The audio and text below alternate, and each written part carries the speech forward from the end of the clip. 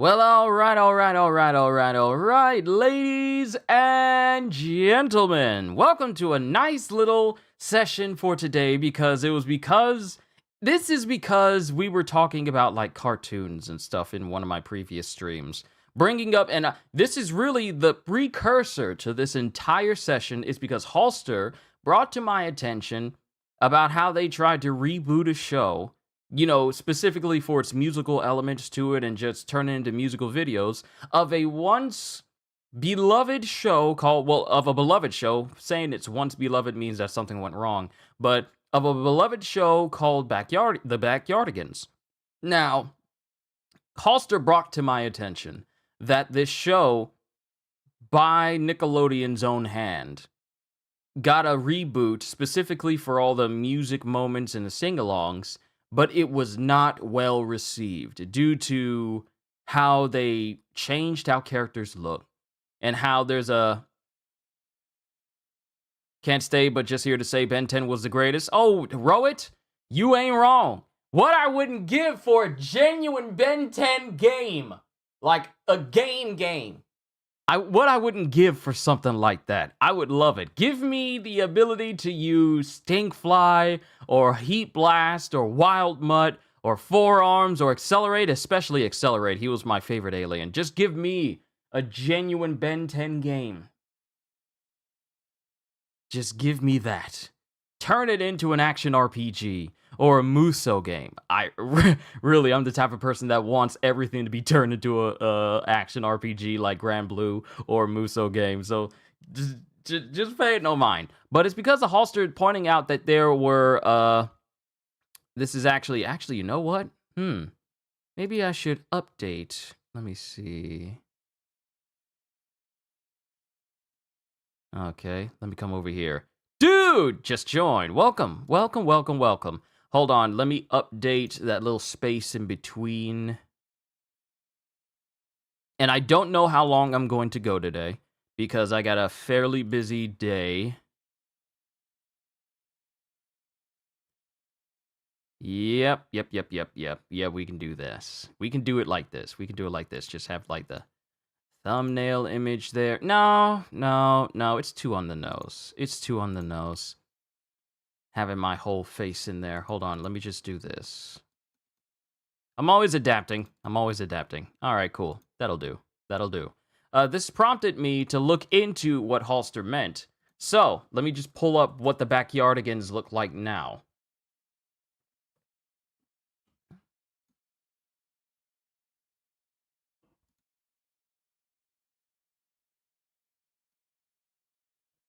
So, let me boot up what the Backyardigans look like in this reboot.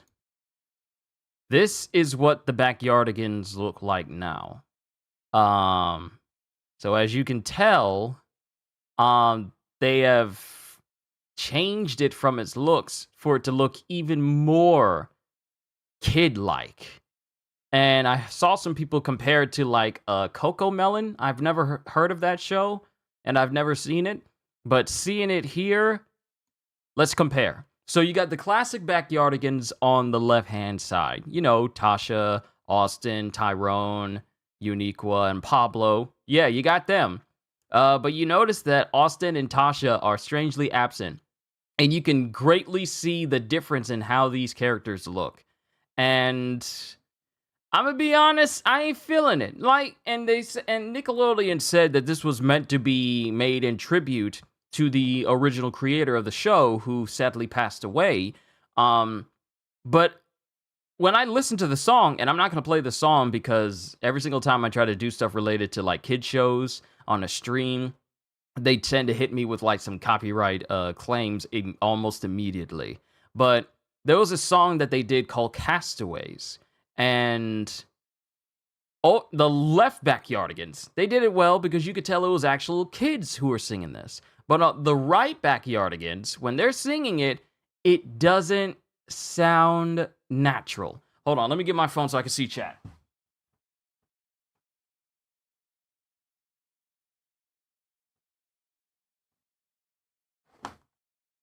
So, And I listened to the song. I listened to the original song, and then I listened to I won't say AI, but it really feels like AI. I listened to the rebooted song, and the heart really isn't there for me. I listened to it, and it just didn't feel right. All right, cool.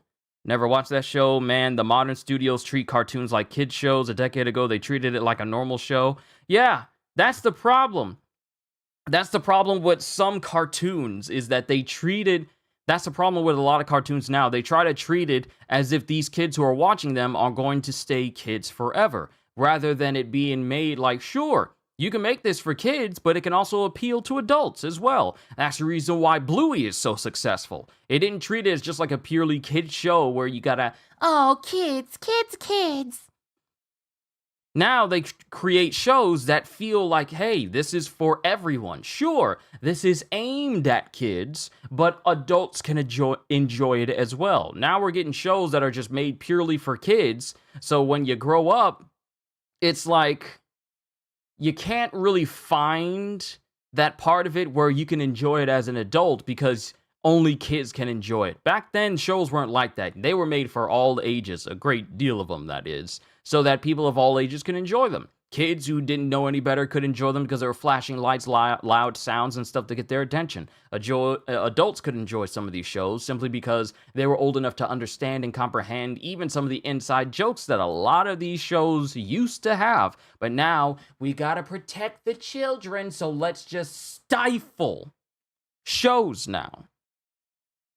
Yo, Ravi, good to see you. Avatar is probably the best example.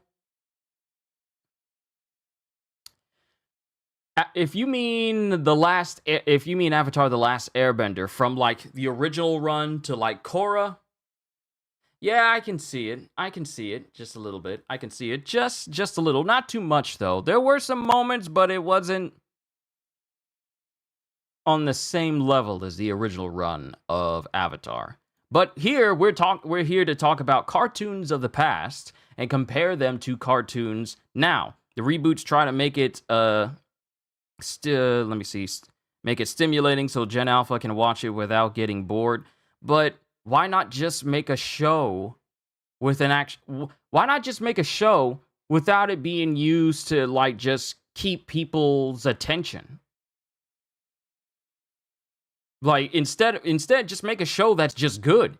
If it's good, you'll have people's attention. But if you're just making a show just to keep viewer retention and nothing more, then that type of show is doomed to fail. So that's just me. I guess anime has still snuck to the same formula while cartoons have lost their way. Still stuck to the same formula while cartoons have lost their way. Yes, because the thing with cartoons is now you need to make a whole bunch of cartoons inclusive of everybody. You can't exclude anyone. You can't offend anyone. You can't do anything that could be considered risky on television. Everything now has to be safe and accepted by everyone. And that alone has greatly stifled the creativity of a lot of cartoons that we are getting now. Like, this wasn't the case from all the way from, like, well, 1950s, if we're going by Disney, all the way up to, like, the 2010s. This wasn't really an issue.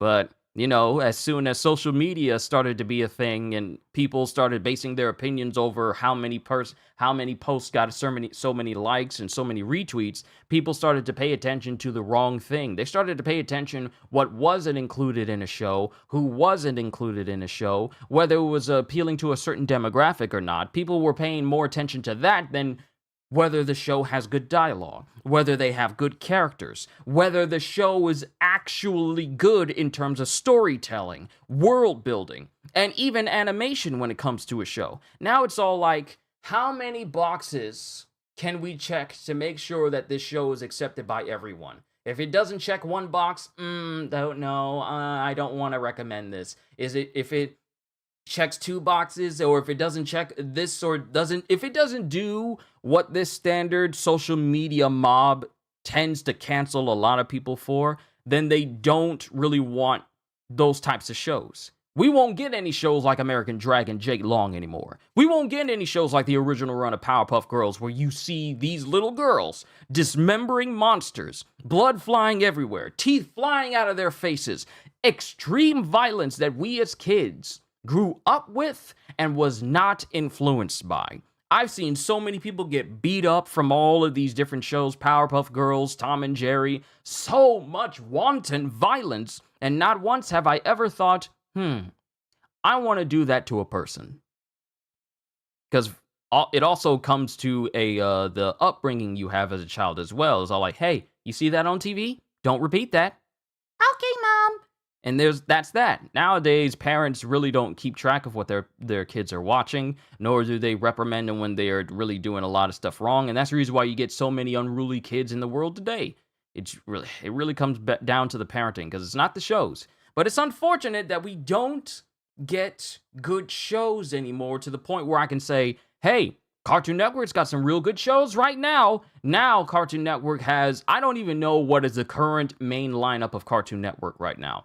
I know off the top of my head that they got a lot of reruns of some great shows, but no new shows that can compare to the old ones. We're going to go through a lot today. And like I said, hopefully this won't be too long, but I really want to cover a lot of shows that we got back in the day. And I can say that because I'm 32, so I grew up with a ton of these shows. And so we're going to be covering Disney. We're going to be covering Nickelodeon. We're going to be covering Cartoon Network. We're going to be covering Fox Kids. We're going to be covering Kids WB. We're going to be covering Playhouse Disney. We're going to be covering... if I'm able, because I don't have the logo in there, but I want to cover Jetix as well, like the shows that we got from Jetix. So we're going to be covering a lot of things. Cartoons should be written to be forever relevant for all ages, like Lord of the Rings. There's a reason why the Lord of the Rings trilogy is considered by many, including myself, to be a bona fide perfect trilogy across all movie trilogies in all of existence. It was good. The storytelling was good. The characters were great. Nothing was compromised in order to please a certain demographic. This was during like the 90s, because the first Lord of the Rings came out in 1999. And all three of those films were just flawless. Great actors, great actresses, action. It had it all. It had wonderful life lessons and messages that you could have in it. There has been nothing close to the Lord of the Rings, cartoon or live action, to match up to the level of how you can watch the Lord of the Rings in its entirety today. And it still holds up without a single ounce of like, oh, you can't say that nowadays because it wasn't made that way. But we don't have shows like that. We don't have shows like the Lord of the Rings where you can say, like, this is basically a flawless show. Well, we don't have shows like that now. We used to, but we don't anymore. But yeah, we're going to be covering a lot, too. Toonami, too. Let me see. To be fair, anime has dominated the market of cartoon and comics because anime does not care what America thinks. Anime is not bound by American levels of, well, let's be honest, brain-dead thinking. Because a lot of people in America seem to think that our standards, a lot of social media standards, or what people perceive as standards for America, should be the same for everyone across the world, which it shouldn't be, because we're the last people to try and give people good advice on when we can't even have a country where people can look at each other and not judge each other based on the color of their skin, their income, or where they come from. So America is in no place to try and tell people how their standards should be.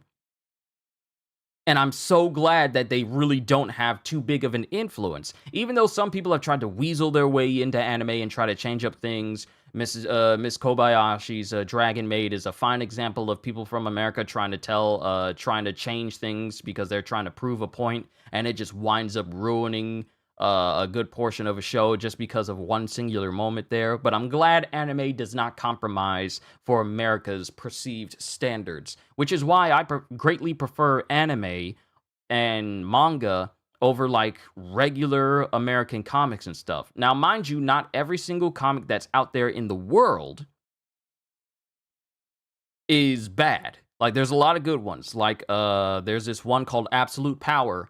in on DC side, where Amanda Waller is basically taking over the entire world and depowering every single superhero in the world for reasons unknown. And then on Marvel side, you got like the ultimate reboot, the Ultimate Universe being rebooted, and Gagio tells me that the Moon Knight comic and the Black Panther comics are really, really good right now. Spider-Man is actually in a storyline where he's actually happy and he has a family and he's not getting, the short end of the stick for the past several decades. So there are some good things on American side in terms of like comics and what have you. But when it comes to cartoons, they are hit or miss. Let's be honest, they are hit or miss. And there have been more and more misses as all of these hit shows that we had in the past have passed on.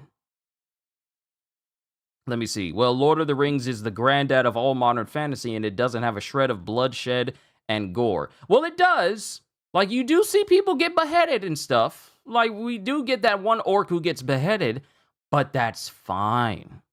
That's actually fine. Let me see here. Bluey is the best modern kids show? It is. It is. People were crying when it got like the last episode of Bluey. People were crying. Grown people, grown adults, because Bluey is an actual good show.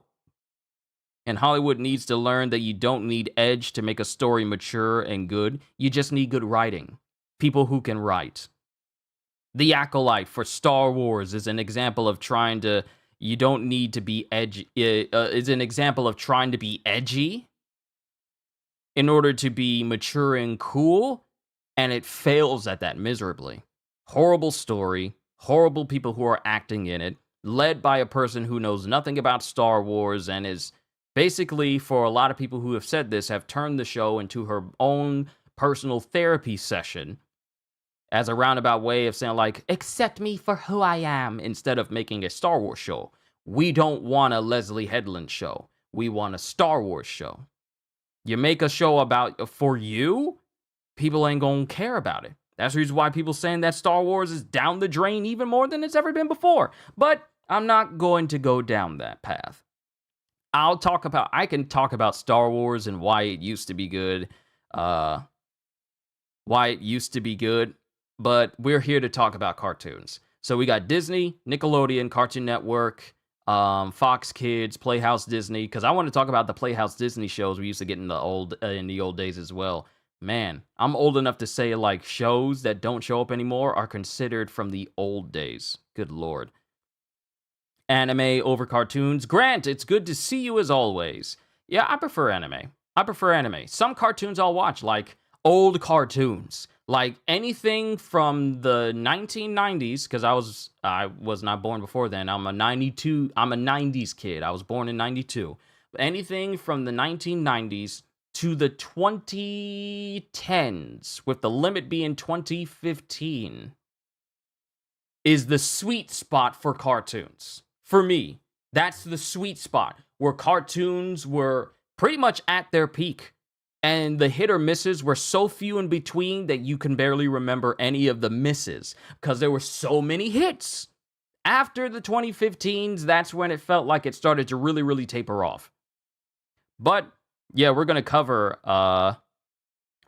some shows. So we got some stuff from 1950s, 1970s, 1980s, and 1990s. I'm gonna focus on the 90s because that's when I was born. And so we can check out all the shows. Look at this. Timon and Pumbaa. Who remembers the Timon and Pumbaa show? I remember watching that. I can't remember who was the main adversary against Timon and Pumbaa, but I remember Timon and Pumbaa as a show. I remember Hercules. Look at that. DuckTales. Woo. The Little Mermaid TV series.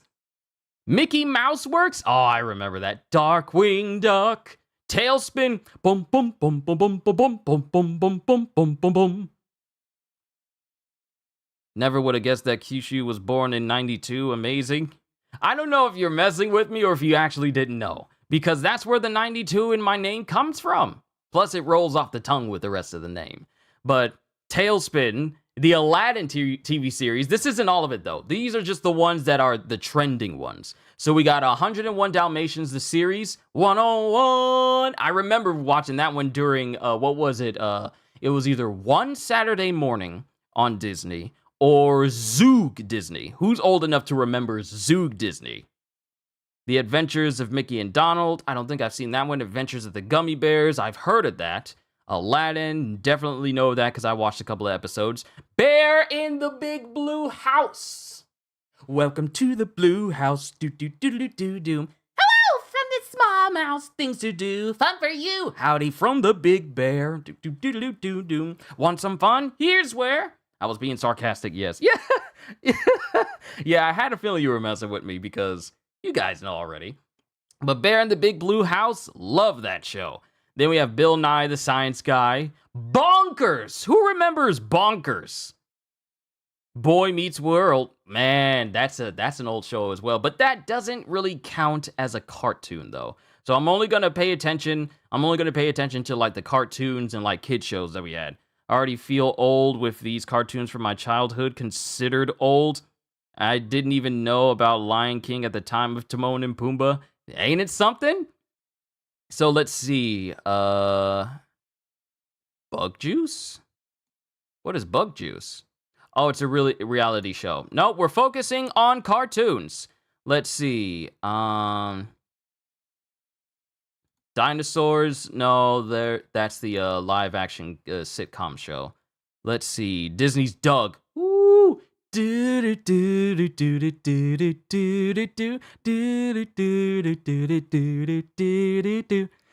that was my show, and I love the second season, like the next series for Doug, where it had that new theme song, like.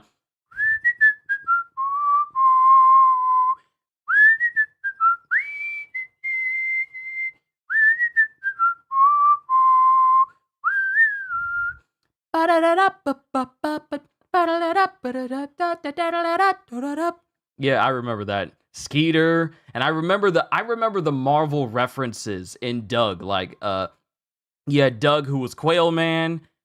Wait, was it Quail Man? I think it was Quail Man. He was Quail Man, and then Skeeter was Silver Skeeter. And then of course we have Donald's Quack Attack. Then we have DuckTales. Let me see. Gargoyles, man. Gargoyles. That definitely takes me back. Goof Troop, we got that. Hercules, let's see. Ink and Paint Club, that's not on there. That's not one that I saw. Let's see. Jungle Cubs. Yes, I remember Jungle Cubs. This was basically like Jungle Book, but the kid version where everyone was a kid. You know, like young Baloo, young Shere Khan, young King Louie, young Bagheera.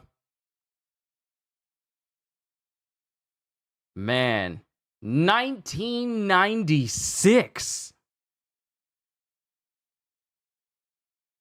Let's see. Where do we consider Mr. Bean? I wouldn't call him like an old show, but he was like, because Mr. Bean, like the Mr. Bean. Let me see, Mr. Bean cartoon. When did this first air? This was airing back in 2002. That's when it first started. Yeah, it counts. It definitely counts. If you weren't watching Mr. Bean, if you were over in America and you weren't watching Mr. Bean, like his regular versions, then you were probably watching his cartoon versions as well. So yeah, Mr. Bean, he counts in that group. Let's see. I'm interested to see the difference between cartoons you had in America compared to what I saw in England. Here in India, you'd get cartoons all day until prime time, then it's anime after 9 p.m. That sounds like a wonderful block for cartoons. What was that where Baloo was a pilot? Tailspin. It's called Tailspin. Boom, boom, boom, boom, boom, boom, boom, boom, boom, boom, boom, boom, boom, boom. Ha ha. Tailspin. Dun, da, da, da, da, da, da, da, another tailspin. Yeah, this is it. Tailspin. Man, I love this show. The kid that had like the backwards cap, I forget what his name was. But the kid that had the backwards cap and he had like that little glider he can throw out and surf on. That was my favorite character because that whole concept of like you're surfing on like this little air surfer boomerang thing.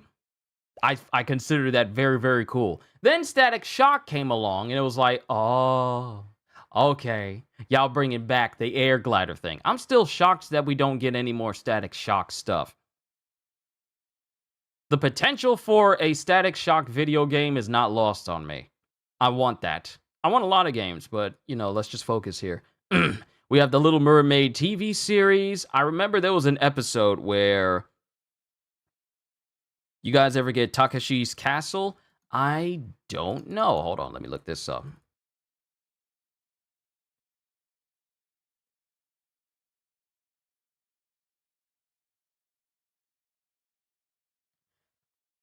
I think we did, but I think we did because I remember watching these as a kid. Yeah, I think we did. I think we did, but I think they were shown on like a different obscure channel, like one of the channels that was like higher up the list, I think in the hundreds. But I think we did get Takashi's Castle. And I think it was dubbed over, and we were just watching these people. You would just watch these people play these sort of games on TV, but I can't remember. It wasn't a main channel. It was like it was like on the foreign channel section. You got like Sabito Gigante, and you have shows like that, and then you have the infomercials. But I think we got Takashi's Castle because I remember seeing some of these episodes. I was a kid at the time, so I didn't think none too much of it. I just thought it was funny. People were trying to run up a hill, and a big old giant boulder would knock them over, and I would just be laughing when I would watch this show. But it was so long ago when I saw some of this stuff. Like, people play all these games. This is before, like, Punch-Out and all these modern American obstacle course type reality shows were a thing.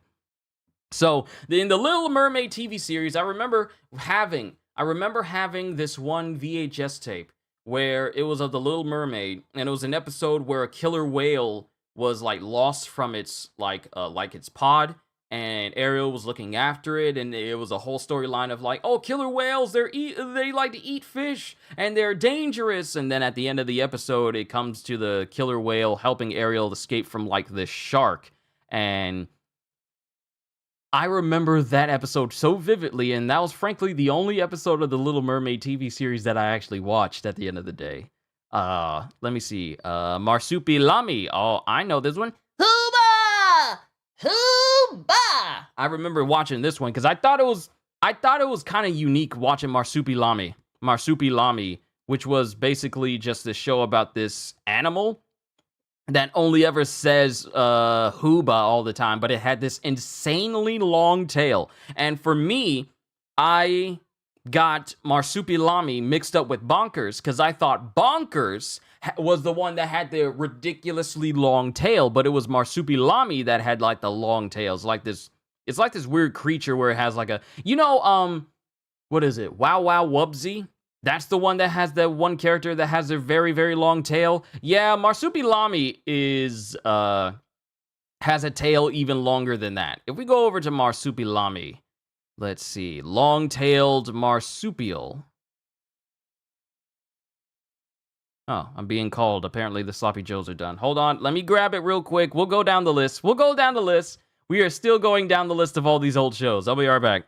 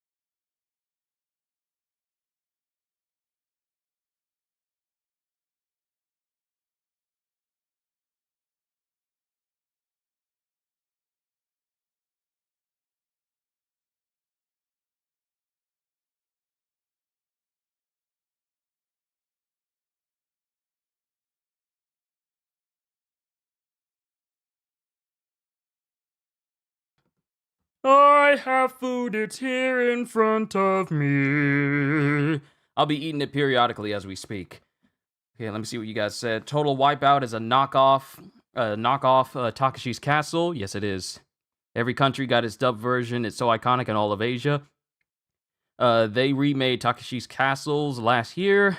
Never knew The Little Mermaid had a TV show. I knew Hercules, Timon and Pumbaa, and Lilo and Stitch, all based off the movies. Yeah, Lilo and Stitch had a good series too. I loved watching it. I loved learning about the different experiments from Jumba. And then I remember watching some of the movies for Lilo and Stitch, like Stitch Has a Glitch, and then like the final episode of the Lilo and Stitch series. Good to see you, CJ. Gotta breathe. We forgot Courage the Cowardly Goat. No, we didn't, because we're going to be going down the Cartoon Network shows in a little bit. So, Marsupilami, I remember. Mickey Mouse and Friends, I remember. Mickey Mouse Club, Mickey Mouse Works, Mighty Ducks TV series, The Mix-Ups, Nightmare Ned? Is that a cartoon? 1997 on ABC. I don't remember this show. I've never heard of Nightmare Ned before.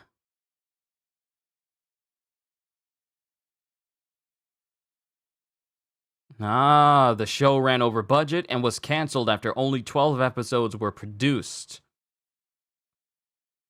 The show had Donovan Cook as its producer and director. Cook previously created Hanna-Barbera's Two Stupid Dogs. Interesting. But CJ, it's good to see you. Skip, welcome back. We are talking about like old school cartoons, and so we're currently going through Disney right now.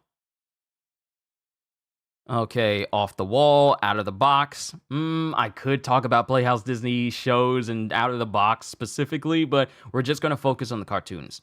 PB&J Otter. That was a show. I liked that. I liked it.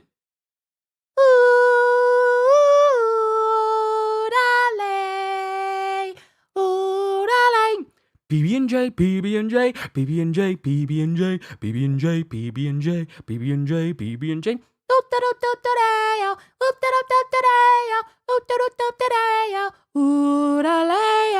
Can we get Record of Ragnarok read-through in the future? It's not on the cards right now. Plus, I can't find it on Viz for me to actually read the chapters to chapter. I tried looking it up and it's not up there. But Record of Ragnarok is not on the cards at the moment, Skip. I know you asked earlier before the stream even started, but it's not on the cards at the moment. But I remember PB&J Otter, the noodle dance. Noodle, use your noodle. Noodle, do the noodle dance. Doom, doom, doom, doom, doom, doom, doom, doom, doom, doom, doom, doom. Oh, I didn't know the creator of Doug also created this show. I didn't know this. Huh. I remember. Okay, so I remember this show, all the songs and everything. Let me see. PB&J Otter, Pepper Ann. Yes, Pepper Ann! I love this show. Love this show. Pepper Ann, she's too cool for 7th grade. Pepper Ann, she's the one in a million. You know, the one with yeah, where she screams that one line. I love this show. I love this show. Why doesn't Disney have... Does Disney have like a streaming service where you can like look at some of these old shows? Please tell me they do. I would binge watch so many of these cartoons. The Weekenders, I love that show too. You know, Later Days, I love that too. Quack Pack, Raw, Tunage, Recess. Recess!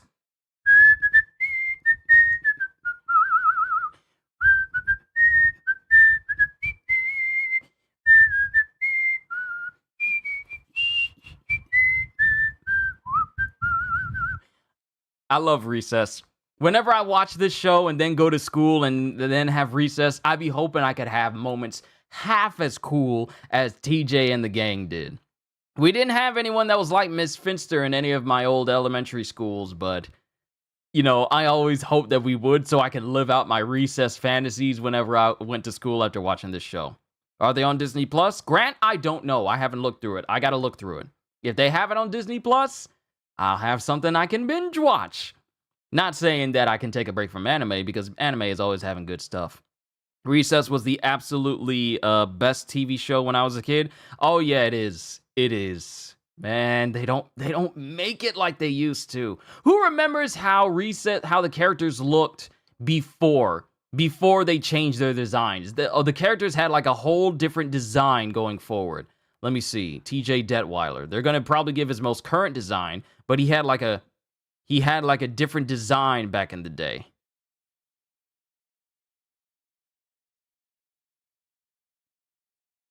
Yeah, it was like one of these old shows. Let me see. They probably won't have like an image of like TJ when it was like going through its early phases before the show started, because everyone had like a different appearance. But TJ, yeah, he was the dude. He was the dude.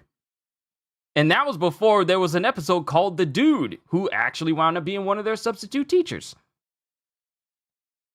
Let me see. Was Bob on Disney? I don't remember. I can't remember. Courage the Cowardly Dog for multiverses. Courage for multiverses. Hashtag. Seen every episode in Recess multiple times. I watched it every day as a kid. Easily the most memorable cartoon for me.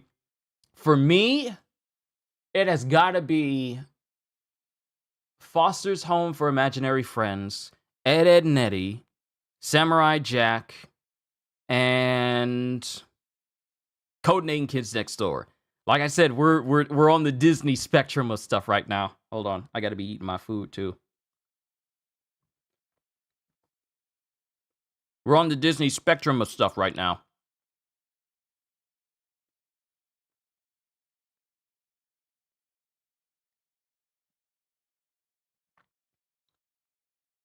Wait a minute. Right, he voiced TJ during the first season. Yeah, he voiced TJ in the first season. Then afterwards, Andrew Lawrence took over.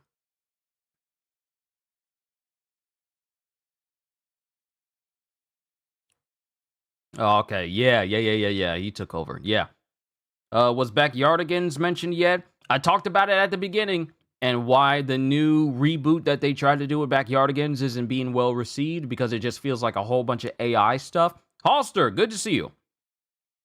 So we talked about it in the beginning. We talked about it already, but I'll address it again. But we got Recess, classic show. Let's see. The Schnookums and Meat show. I think I've seen a couple episodes from Schnookums and Meat, but not too much. Yeah, this was like, and it says it was attempt to do a more edgy cartoon in the vein of Nickelodeon's Ren and Stimpy and Rocko's Modern Life. So I think I noticed of this show, but I never actually watched it enough for me to remember much about it. Smart Guy, So Weird, Studio Disney, Tailspin, TGIF, and Timon and Pumbaa. These are shows from the 90s. I might need to reconsider me trying to go through every single one of these shows and just focus on like one aspect, because we'll literally be here all day. Oh, we didn't forget Phineas and Ferb. We're going through the years. Actually, it won't take me this long, because we're going from the 90s. Now we're entering into the 2000s of the cartoons from Disney. And amongst them is, yes, Phineas and Ferb. Oh, Blurry, the the boss, and what are these two children with you? Oh, they're your owners. Oh, any reason why you have them here? Dr. Doofenshmirtz Tater Totinator! I love doing Doofenshmirtz's voice. So we get, in the 2000s, we were blessed with American Dragon, Jake Long. Let's see. I wouldn't count the Book of Pooh, but I would include it because it's such a great show. We got Brandy and Mr. Whiskers. We got that. Let's see. What is Bunnytown? Buzz Lightyear of Star Command. The Buzz on Maggie. I like that show. I actually liked the Buzz on Maggie. I actually really like that show. What's Bunnytown? Oh, it's a puppet show. All right. That doesn't count. But we got Buzz Lightyear, Star Command, the Buzz on Maggie. Let's see, Dave the Barbarian. Why is Desperate Housewives listed on this Disney list? Why is it listed here? Emperor's New School, Fillmore, Get Ed. Oh, yes. I loved Get Ed. Get Ed was my show. It was like actually, you want to know? Get Ed was the show that convinced me to get rollerblades. Because I wanted to be like, what is the character's name? What is his name? Loogie. Yeah, that's his name. Loogie. Loogie was the reason why I wanted to get rollerblades when I was younger. And though I wasn't really good at it, I wanted to be as good as Loogie because he made it so effortless. Because during the episodes of Get Ed, whenever you would see Loogie, and if you don't know who Loogie is, Loogie, actually, I could just go to that screen. Loogie was the one that had like the puppet on one hand that kind of spoke absent of him. But he was also the only one that was constantly rollerblading. And whenever you see him, I wonder if they have the image of him. Yeah, whenever he was skating, he would be the one skating with his hands behind his back. But he did it so flawlessly that it literally convinced me that I want rollerblades. Even though I was more into skateboards because of Rocket Power and, Ed himself. Loogie was the reason why I wanted to get rollerblades when I was a kid. Of course, I didn't really anticipate how many blisters I would get because I would forget to wear socks with these rollerblades. And my time being a rollerblader was brought to a very abrupt end. Those blades are probably in storage somewhere. But yeah, Get Ed was my show. I loved it. Get down, get Ed, y'all. Pick it up, get it ready on time. Get down, get Ed, y'all. Pick it up, get it ready on time. Doom, doom, doom, doom, doom, doom, doom, doom, doom, doom, doom. I wish we could look at the theme song, but Disney would get me. I wish I could look at the theme song, but Disney would get me.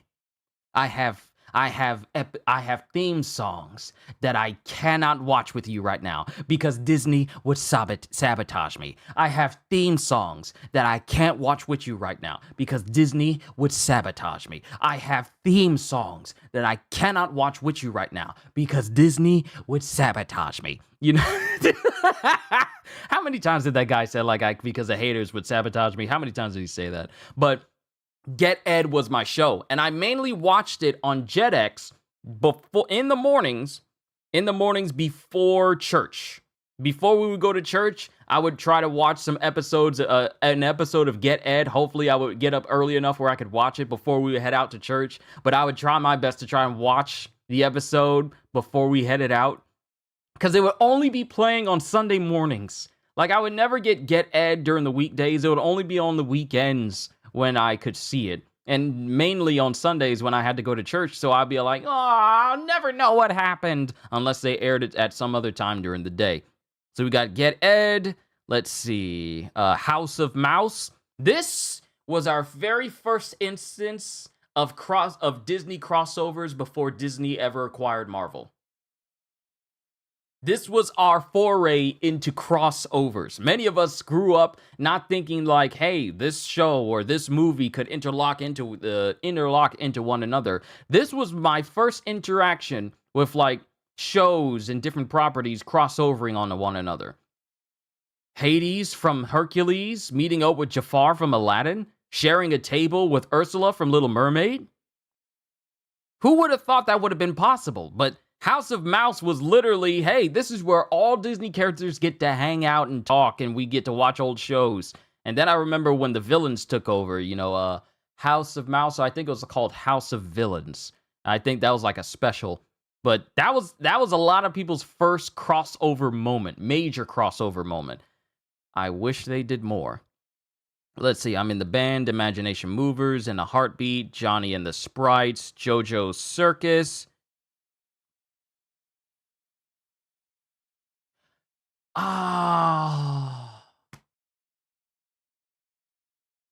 Oh, that just hit me right in the feel. See it. Oh, wow. Oh, that just hit me in my childhood right there. JoJo's Circus.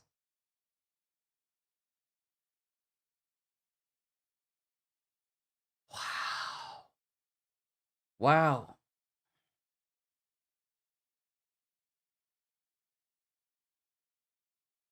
I can't. Wow, man, this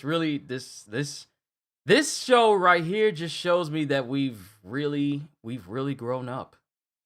I remember watching this show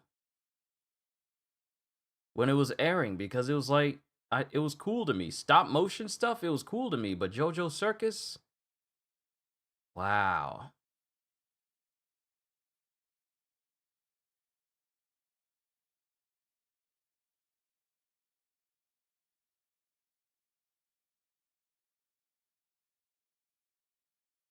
This takes me back. To be a kid again, to enjoy these shows with absolute wonder in your eyes. I'm sorry, that got me. That got me in ways that I never thought some of these shows would just like get my attention all of a sudden. There's just man, we really are getting older, aren't we? Man, I gotta shake that off. Man. Whew. Okay. Let's see. Jungle Junction. I think that's live action. Kim Possible. What can be said about Kim Possible that many of us already know? Fantastic show. Wade, Ron, Dr. Draken, Shigo, Senior, and Senior Junior. What is his name? Dr. Dementor. Who's next? Frugal Luker. Who's next? Monkey Fist. What is it? McDuff. There's a lot of villains. And they interacted with, I think Kim Possible interacted. Who did Kim Possible interact with again? They did like a crossover with somebody. I can't remember who, though. The show was amazing. Kim Possible was absolutely amazing. And seeing how the story of Kim and Ron progressed from them just, being friends to, being more than friends, it was actual progression. It wasn't instantaneous, but it built over time. And it just became better and better. And it really culminated into the Kim Possible So the Drama, the Kim Possible movie, So the Drama. And then it started from there, and then it progressed until the end of the show. Man, I hope Disney Plus has some of these shows, because I would binge watch all of them.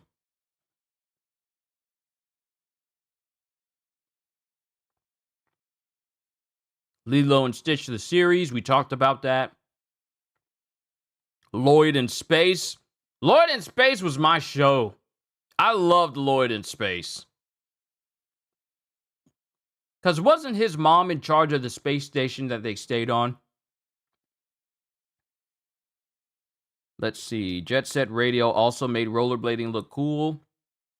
Outside of maybe who shot Roger Rabbit? I thought it was Who Framed Roger Rabbit. Shigo, best girl. I won't hear anything less. You're not wrong. You're not wrong. It's Shigo, Kim, Monique, and then Bonnie. Specifically in that order. Shigo, Kim, Monique, and then Bonnie. Man, Lloyd in Space. I love this show. Let's see. Lou and Lou, Safety Patrol. No. Mickey Mouse Clubhouse. It's the Mickey Mouse Clubhouse. Let's see. My Friends Tigger and Pooh. Is that a 3D show or is that a... Yeah, it is a 3D show. I remember this too. I remember this. My Friends Tigger and Pooh. I remember this one. Man, so many memories. Let's see. Out of the Box again. PB&J Otter, Pepper Ann, Phil of the Future. Not technically a cartoon. Phineas and Ferb.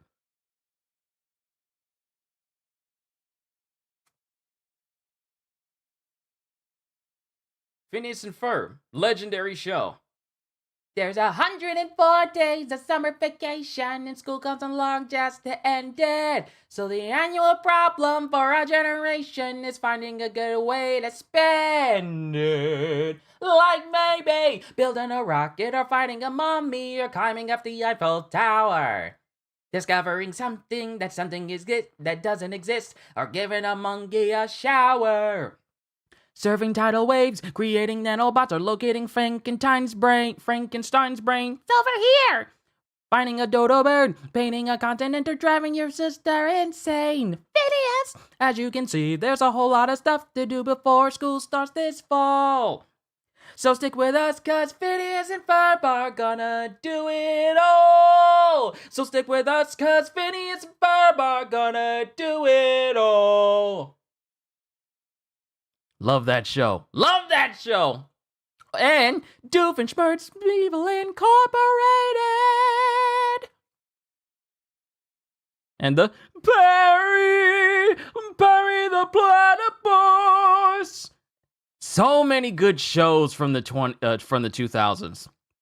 Then we have, let's see, we got the Proud Family, the first run of the Proud Family.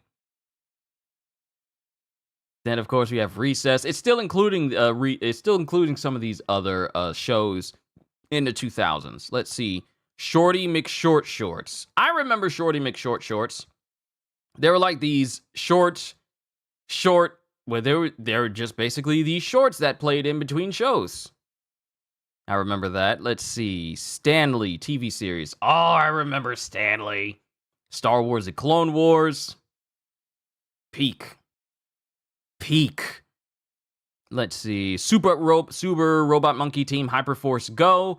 This was a lot of people's first foray into like almost anime style animation that came from America. Yeah, American-Japanese animated television series is created by Ciro Nieli, one of the directors of Teen Titans, with animation being done by a Japanese studio known as the Answer Studio, who would later work on the Cartoon Network original series Transformers Animated. See, this I did not know. Love this show. I used to watch this before I go to church on Sundays as well. I would try to tune into it when it was on Jetix. Teacher's Pet, I remember that show. That movie got a show as well. Yeah, I remember when this got like a show as well. And I think Nathan Lane was voicing Spot even during this television series, I think. I don't think anyone else was voicing. Oh, no, Nathan Lane was voicing him, and then it was Kevin Shawn from season 2 episodes 31 to 32. So Nathan Lane voiced him. I wanna be a boy. Yeah, I remember so many of these shows. What are you guys saying? Perry the Platypus, I remember that show. Anyone remember Chowder? Has anyone watched that show? Yes, but we will talk about Chowder once we get to the Cartoon Network section. So we got Timo Supremo. I remember that too. Let's see. Totally Hoops. Ugly Betty. That counts as a Disney show? Okay. Then we have which?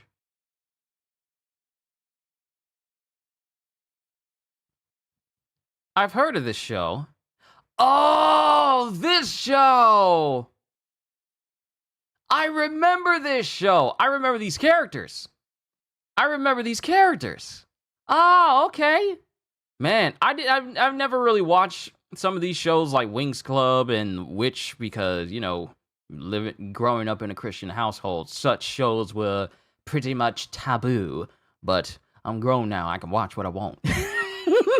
But I remember Witch. I remember there was like a comic because I used to get like the Disney little mini magazines. And they would talk about Disney shows. They would have games in them. And this was back when Archie comics were like really, really mainstream with Jughead and Betty and Veronica. And they had like these little mini Disney magazines. I used to collect them. I used to collect as many as I could. I think some of them are in storage. I don't have them in my room with me. But I remember Witch as a show. Then, of course, we got The Weekenders with one of the best theme songs for a cartoon I've ever seen. Yeah. Tino Tonatini, Lore McQuarrie, Carver Descartes, and Tish Katsufrakis. Voiced by veteran cartoon voice actors Jason Marsden, Gray Delisle, Gray Griffin now, Phil Lamar, and Kath Suchi. Yeah. Man, this takes me back. Disney Plus better have all of these shows that I'm talking about. And that's it for 2000 for Disney. So now we go back and move on to the 2010s. And then we're almost done with the Disney side of stuff. So in 2010s, Sophia the First, I'm really just focusing on like the cartoons, not really so much as kid shows, but like the cartoons. Let's see. Avengers Assemble, The Avengers Earth Mightiest Heroes. Avengers Earth Mightiest Heroes was by far the best Marvel animated show at the time. Let's see, Big Hero 6 the series. Oh, there's a lot more shows in here. Bizarrevark, Benny and the Ghost. Let's see. Yeah, I'm starting to see a lot more live action stuff being dropped in here as well. Disney Junior stuff. Doc McStuffins, DuckTales 2017 series. Dude, That's My Ghost. Fish Hooks, that's definitely a show I tuned into. Let's see, Goldie and Bear. Gravity Falls, by far one of the best show out of every single show in this entire lineup. I binged watched the entirety of Gravity Falls one summer. I think it was like maybe 2 years ago when I binge watched the entire show from beginning to end. Absolutely flawless show. Let's see, Guardians of the Galaxy TV series. Henry Huggle Monster, Hulk and the Agents of Smash. I fell off of Disney animated Marvel shows when they started to animate the shows, but with less detail on it. Like, a lot of Marvel shows made after the Avengers Earth Mightiest Heroes TV show didn't exactly have, like, the shading that one would recognize.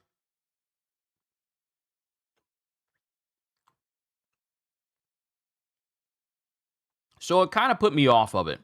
And then some of the shows were kind of made, but you didn't really stick as far as like storytelling and how good the show was as a whole. They just tried to do a whole bunch of stuff and hope that it stick. But it wasn't hitting the same.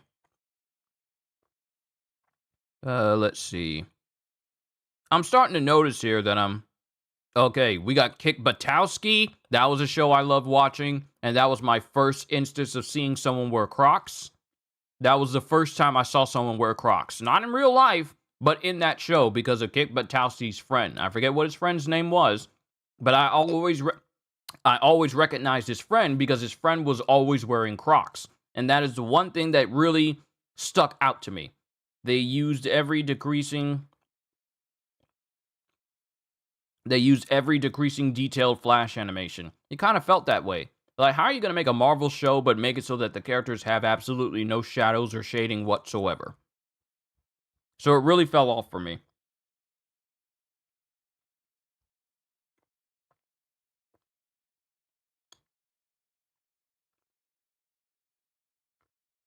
Did I miss Bonkers being mentioned? Yes, CJ, you did. I meant to comment on that, but yeah, you missed us talking about Bonkers and Marsupilami. We talked about a lot of these shows already. All right, let's just go. Let's see. Marvel Future Avengers. Heard of that? That's essentially a Marvel's anime. But I will say this. I watched like the first season of Marvel Future Avengers, and the main character got on my nerves so much. Like, you have to really work hard for me to get tired of one of your characters who was a main character. And the kid that was like, indifferent to talking to Iron Man and saying like, I'm gonna do what I want. Hey, Tony. It's Mr. Stark. Hey, Tony. And I'm like, bruh. That's not endearing. That's not daring. That's just rude. And I hate rude characters. And I hate rude characters that are also the main character, but you're also supposed to like them. So the kid from the Future Avengers show, the one with the blue hair, the main guy, he got on my nerves. He got on my nerves every single time he spoke. It was like me seeing Andy in Cowboy Bebop. I don't want to see him at all. Just let me focus on the actual heroes. The Lion Guard. I know that's the unique animation Lion King show. I know that's the more unique one. Never really watched it, though. Let's see. Mech X4. Mighty Med. Miles from Tomorrowtown. Milo Murphy's Law. I heard of that, but I never watched it. I think that's done in the same line and like the same vein as like Phineas and Ferb. Muppet Babies. I remember watching that show growing up. Actually, that would be in like daytime television. Before Cartoon Network started showing a whole bunch of their shows, it would have Muppet Babies. Please tell me that this is the original show and not a new one. This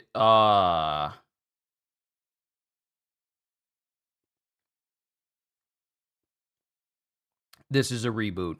I'm talking about the original. The original show, which ran from 1984 to 1991. In television for Cartoon Network, they would show, when it was done showing like, the shows that happened after Cartoon Network was done, it would be the very first show you would get at like, it would be the very first show you would get at 6 o'clock in the morning. And then it would have the whole run of Cartoon Network shows. So that would let me know like, hey, it's cartoon time because we're done with Muppet Babies. And I remember Baby Looney Tunes as well. Let's see. Phineas and Ferb. PJ Masks, Pickle and Peanut.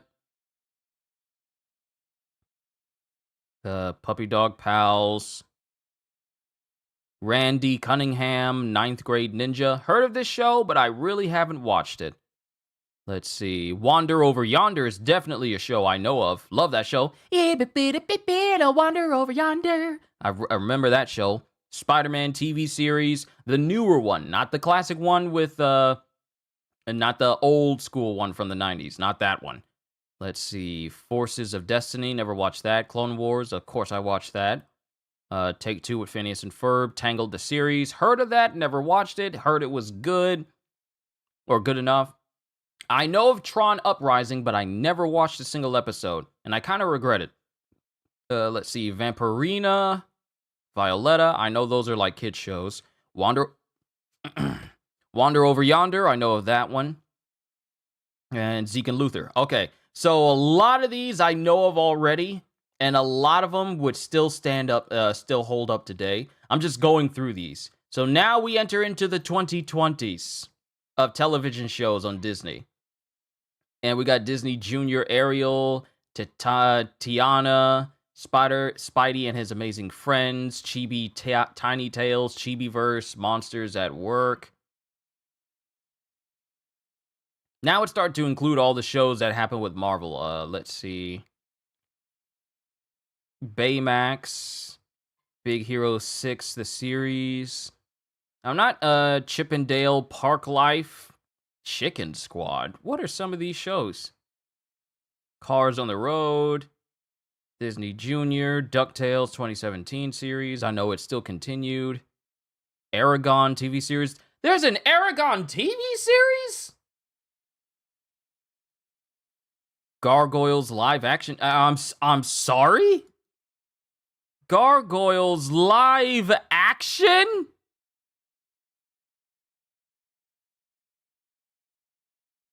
Why am I just now finding out about this? Gargoyles is an upcoming Disney Plus original series. It is a live-action remake of the 1994 television series of the same name.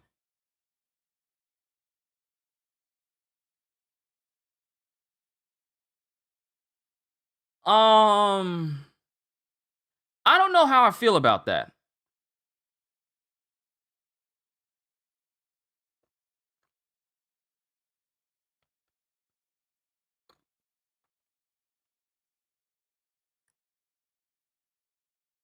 I don't know how I feel about a live-action Gargoyles series.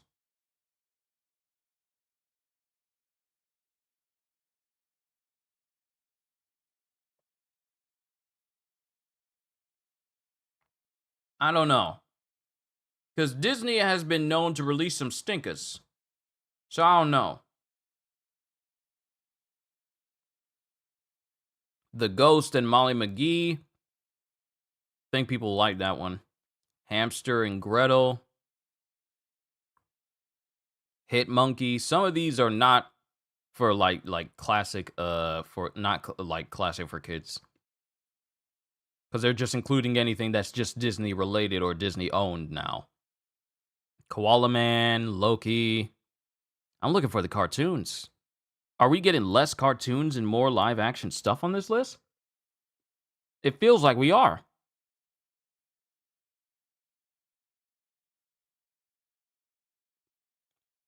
Yeah. We are getting less classic cartoons. I mean, we got Moon Girl and Devil Dinosaur. But the list for... Oh, we got the Owl House. Apparently, people really, really love the Owl House. I've never really watched an episode of it, but I hear people really love it.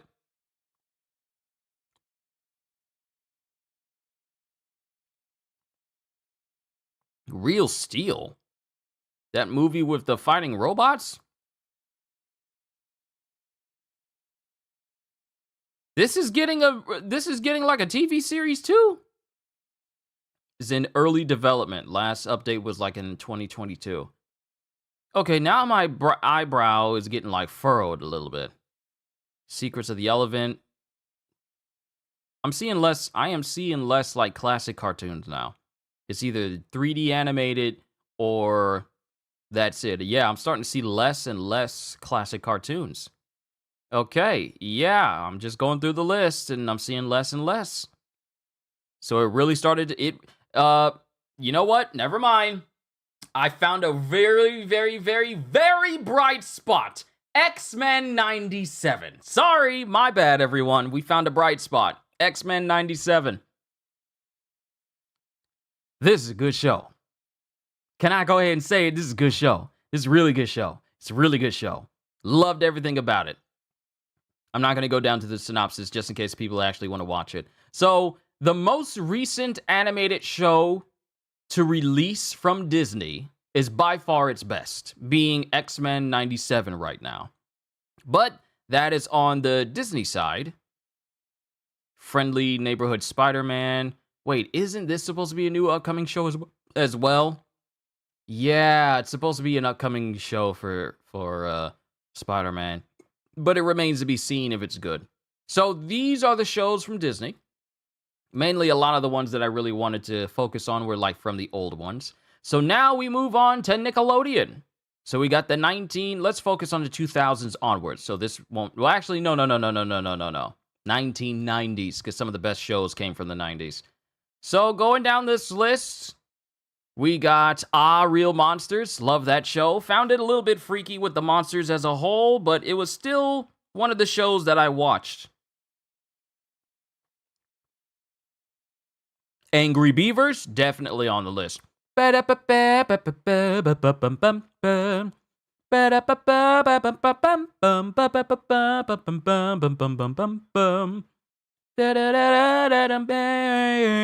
Beavers.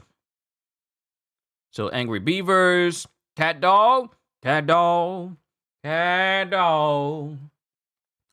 in the world with a little cat dog. Then of course Doug was on there as well. Let's see. Hey Arnold. Little Bear. Man, I love Little Bear. Little Bill.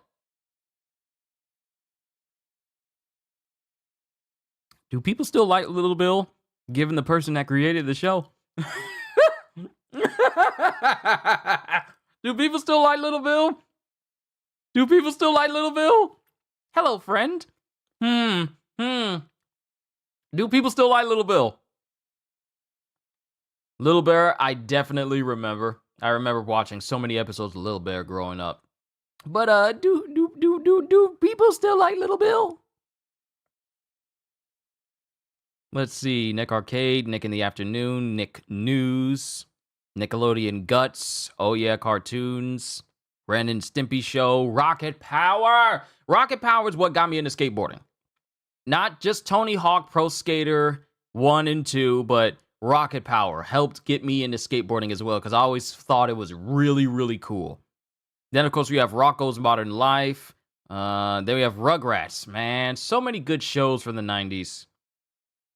Then, of course, man, Ain't it crazy to think that we got SpongeBob in the 90s as well, so it counts as a 90s show? Granted, SpongeBob came out in 1999.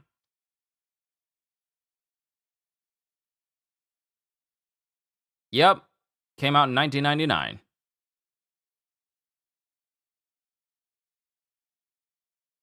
Crazy how we got shows and movies that define a generation in 1999.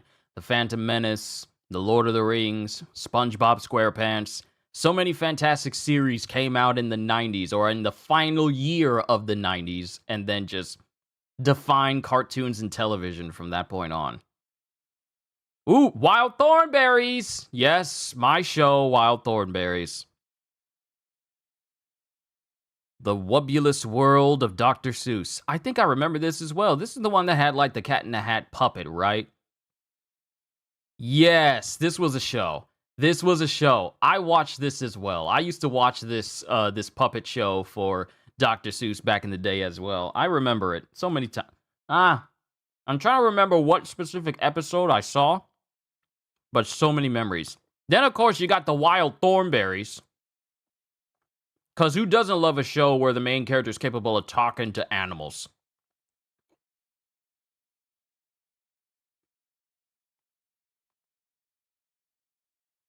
I was a big fan of Debbie. I was a major fan of Debbie.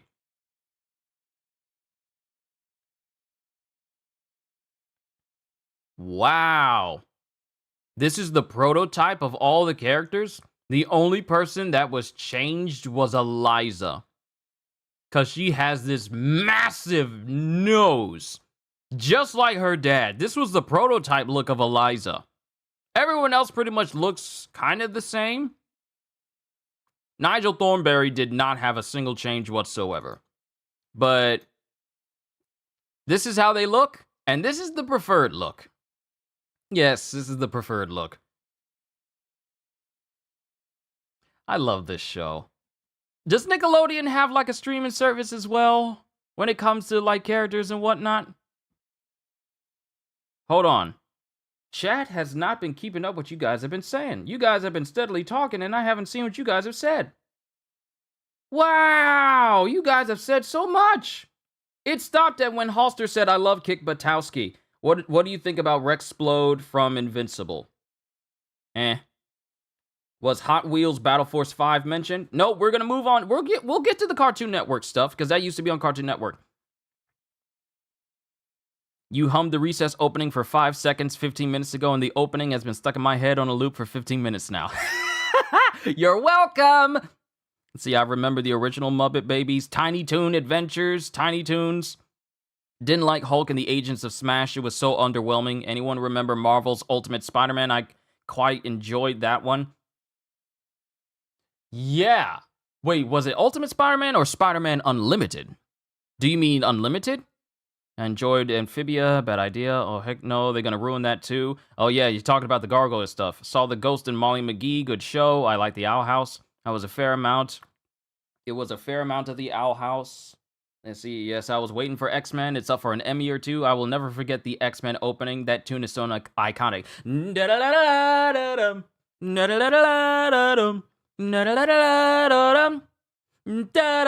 There's nothing more iconic than that theme song in terms of like Marvel shows. Aside from the 90s Spider-Man show. Do do do do do. Samurai Jack. Hello, 8 boys. Understandable. It is both amazing and sad to see the downfall of cartoons from the 90s and 2000s to what we have today being nowhere near as good. Ain't it? Ain't it crazy? We don't get stuff like we used to get in the early 90s all the way until like the early 2000s no more. We don't get that level of like, let's make a show because we want it to be good. Not because we're trying to fit a quota for whoever's going to approve of us on social media. We don't get shows like that no more. Kids Next Door. CJ, we're almost at Cartoon Network. Don't worry, we are almost at Cartoon Network, and we'll cross that bridge when we get to it. But I ain't talking about Cartoon Network shows at the moment. I'm talking about the stuff we got in Nickelodeon. We're on the Nickelodeon side right now. We will cross that bridge when we get to it. Hold on. But Wild Thornberrys, phenomenal show. I'm trying to remember if I watched every single episode. I don't think I did, but I would very much like to. I hope they got something for Nickelodeon on streaming so I can watch it. Because I would love to watch all of these old shows again. All of them. Let's see. 44 Cats. Let's see. I'm trying to look. Trying to look for some good shows. And this is in the 2010s.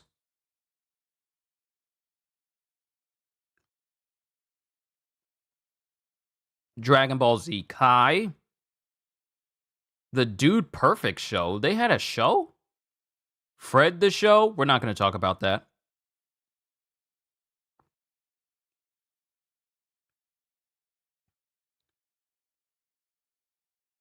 Kung Fu Panda Legends of Awesomeness. I remember that show. Took me a moment to realize that the person voicing Poe in the show wasn't actually Jack Black. Lazy Town, love that show. Robbie Rotten, may his Stephenson, may he rest in peace. One of the most legendary individuals to ever grace Nickelodeon with his presence. The Loud House, heard about that one, never really watched it.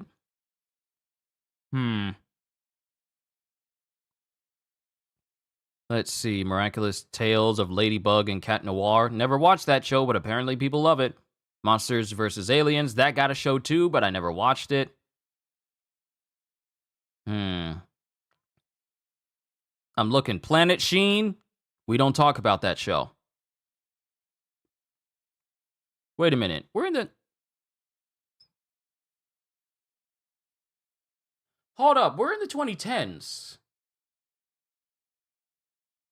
Did I skip over Jimmy Neutron? Right. I skipped over it because I went directly from the 1990s to the 2010s. I meant to go to the 2000s. I'm sorry. I was about to say, where's Jimmy Neutron? But I skipped over it. Sorry. We got to go back a full decade. So we have the Adventures of Jimmy Neutron. Boy, genius. Yes. The day we all learned that Hugh Neutron was an absolute Giga Chad with his, oh, I'm sorry, Jimbo, but I'm going to have to send you to the Shadow Realm along with my ducks. So we have Adventures of Jimmy Neutron, all grown up. We have some, we actually have all flawless releases in the A's alone. So we got the Adventures of Jimmy Neutron, boy genius, all grown up, as told by Ginger, and Avatar: The Last Airbender. This was the era of peak Nickelodeon. Then we have Back at the Barnyard, the Backyardigans. Goated! Let's see. What's another one? Brothers Garcia. I know that's not a cartoon, but I love the Brothers Garcia. As well as Taina. Wait a minute. Is Taina in this list? Yes, it is. It's part of the 2000s list. Okay, some live actions I'll mention, like the Brothers Garcia and Taina. But, no, I can't wait to see my name in lights. No one's gonna stop me, you'll see, I will go far. I remember Taina. My sisters used to love to sing that theme song.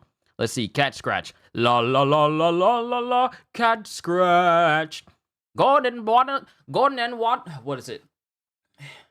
Gordon and Watson and Mr. Blick. When the old lady died, she left them rich. Imagine, car, life's a kick. Cat Scratch. Do-do-do-do. Cat Scratch. Cat Scratch. La la la la la la la. Cat Scratch. I remember that. Then Chalk Zone. Chalk Zone really brought out that artist in me. Like when I drew stuff, Chalk Zone really helped because I would daydream all the time. What if I had that magic piece of chalk? Then I could enter into like a whole chalk world. Rudy's got the chalk zone. Rudy's got the chalk zone.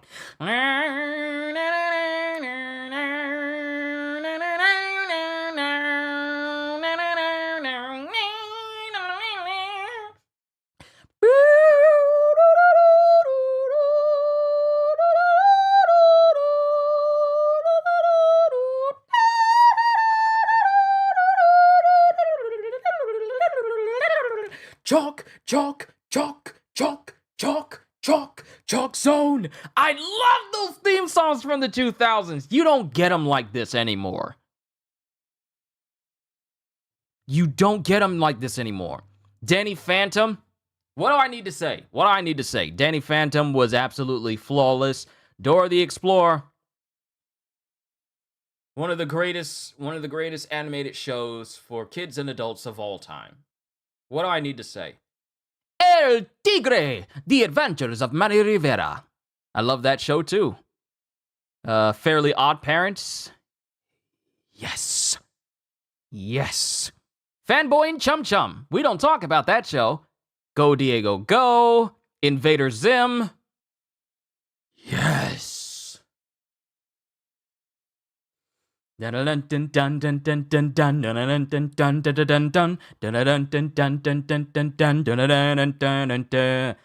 don't get shows like this anymore. Iron Man Armored Adventures. I never really watched that one. Hold on. I still got food here. I gotta eat the rest of my food.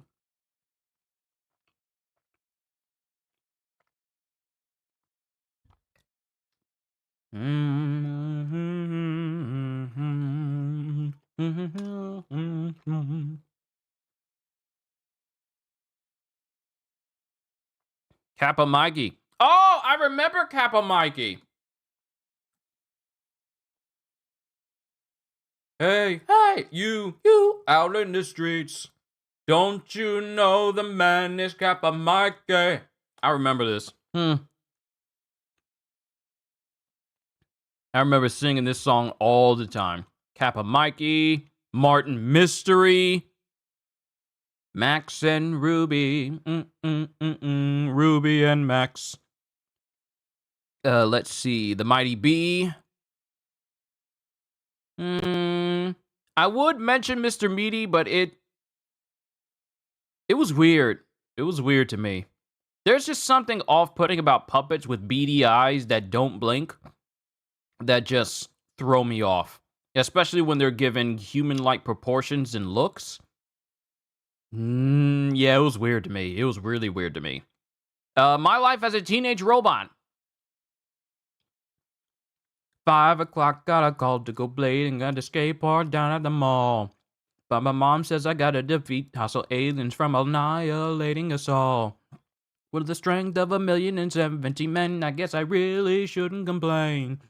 Still, I wish I could go for a walk without rusting in the rain. It's another from my brain, story of my life as a teenage robot. I love that show too. Let's see. What else we got? Olivia. Oh, I remember the Olivia show. Oswald. Oh, I remember Oswald. Wasn't Oswald on Disney as well? I wonder if it's because modern cartoons are so bad, why more and more people are watching anime. That's pretty much it. People aren't trying to watch cartoons to be told how to feel about this person or that person because it's the topic to talk about on social media. People want to watch shows and cartoons because they want to be entertained and actually have some good stories and stuff. You know, if a story is good, people want to watch that. We don't want to be told stuff we already see on Twitter told to us through cartoons now, trying to beat us over the head with it. That's the reason why a lot of Marvel comics are just not gelling with people. Because I remember there was this one I don't remember which volume and which issue. There was an X-Men comic where Colossus was going on a gigantic tirade about diversity and understanding. And it was like, you know what? Let me see.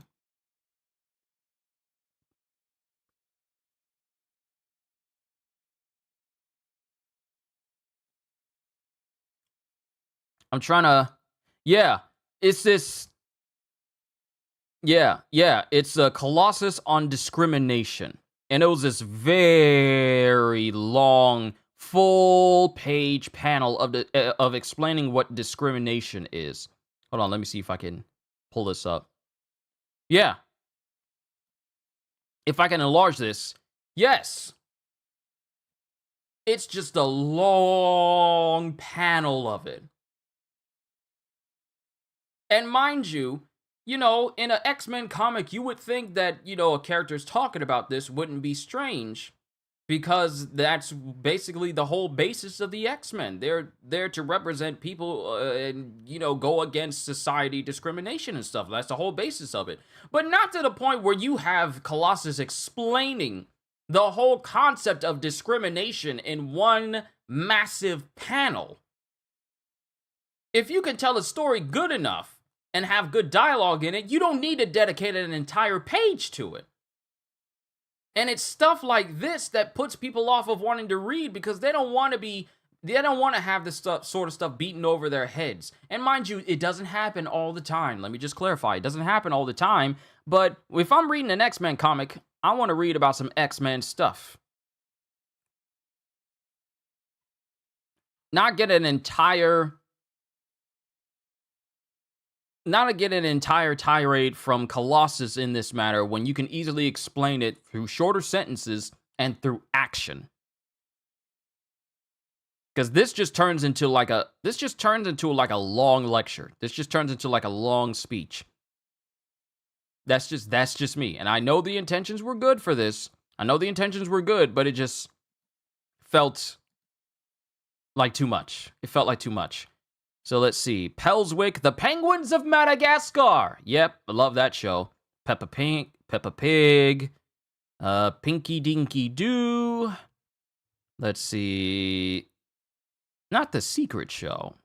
Speed Racer, The Next Generation. I don't think I watched that. Talk and the Power of Juju. Remember when Talk and the Power of Juju had like an entire TV show? I'd never played the Talk and the Power of Juju games.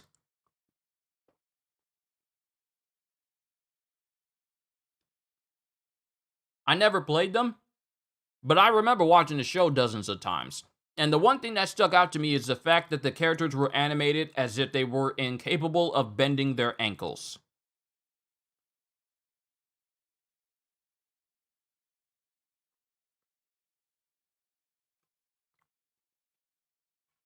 Yeah. The Talk and the Power of Juju show, when you looked at these characters walking around, they looked like they were incapable of bending their ankles when they walked. It was originally a video game. Oh, I know, that's the reason why I bought up the video games. But yeah, this is based off the video game. But one thing that stuck out to me was when you saw people walking normally, their legs at the ankle would not bend. Like they wouldn't exactly bend on their foot. They would just bend their knees and their foot would scoot forward instead of it like walking normally upright and their ankles were bending. If you find a clip of people walking or doing literally anything and Talking the Power of Juju, you'll know exactly what I'm talking about. Naked Brothers Band. I remember that being a show. Wayside. Wolverine and the X-Men. The X's. Yeah, Wolverine and X-Men, I love that show. I didn't watch all of it, but I watched enough to know that, yeah, I want an X-Men game.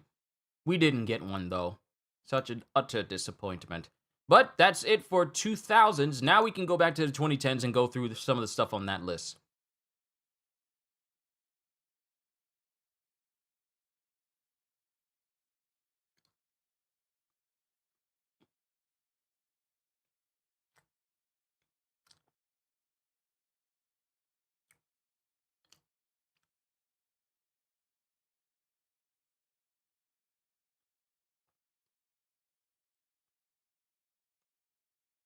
And I'm going through the list, and nothing is really standing out.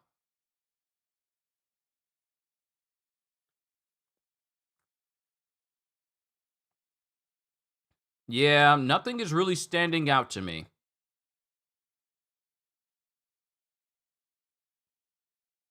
Miraculous Tales of Ladybug and Cat Noir. Never watched it, but people like it.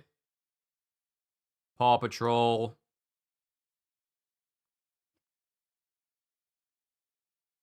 As someone with a kid, it's sad to see the cartoons that kids watch these days. My parents used to watch cartoons with me. Only kid shows I watch with her is Bluey, which is okay, not as bad as others. Bluey, out of all the kid shows that are aimed at kids, is actually a good example of being able to appeal to adults as well. Rabbids Invasion, I didn't even know that was a show. Rise of the Teenage Mutant Ninja Turtles. Sanjay and Craig.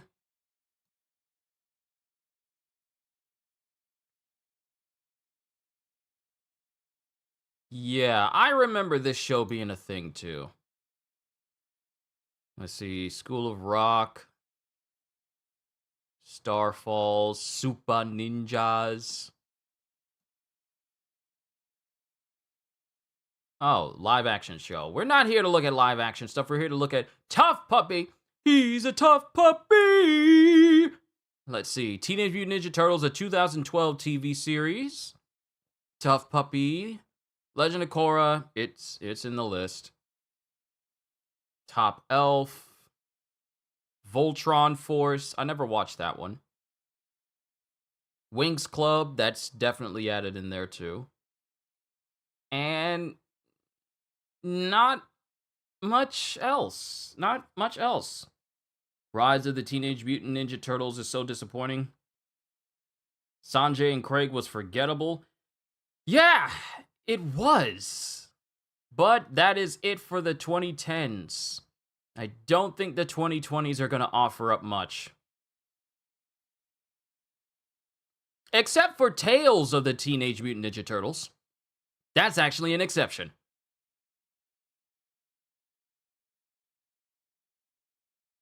Yeah.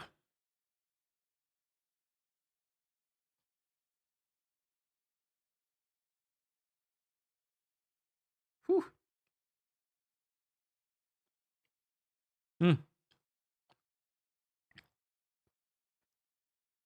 There's a big old Sloppy Joe.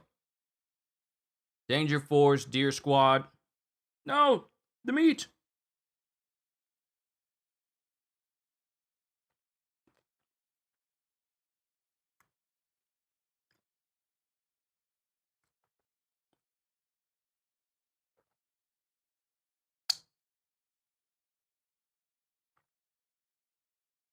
So, of course, we have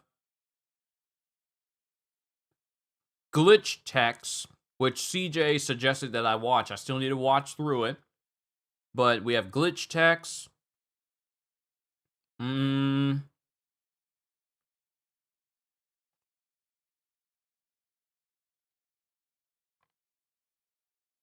looking through the list. I got my Rugrats 2021 TV series.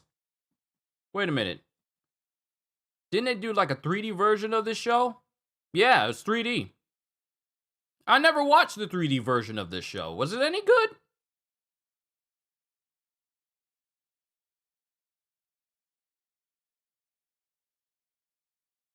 This thing's got 2 seasons.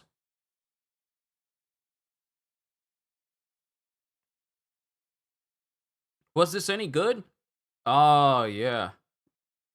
Live action CGI hybrid feature movie from Paramount Pictures. The latter was later canceled.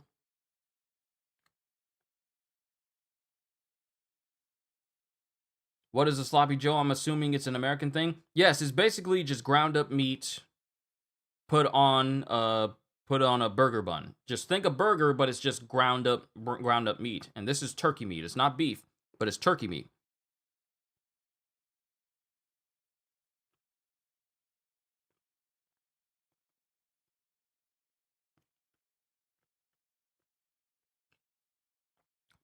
But it's good though, because turkey meat is healthy for you.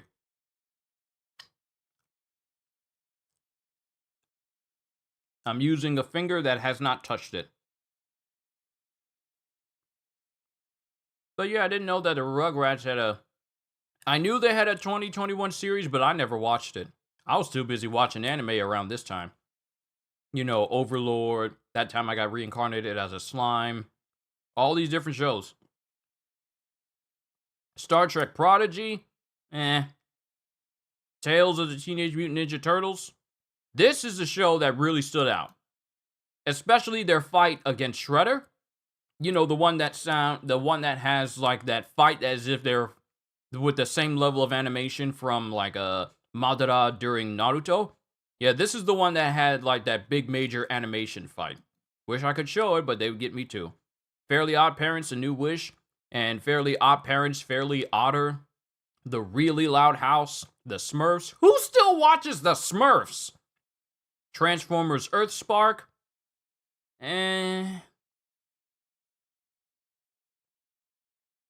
Untitled Garfield series, Warped, and Well Versed. That's it for the shows in Nickelodeon. Onwards to Cartoon Network. So let's go from the 90s.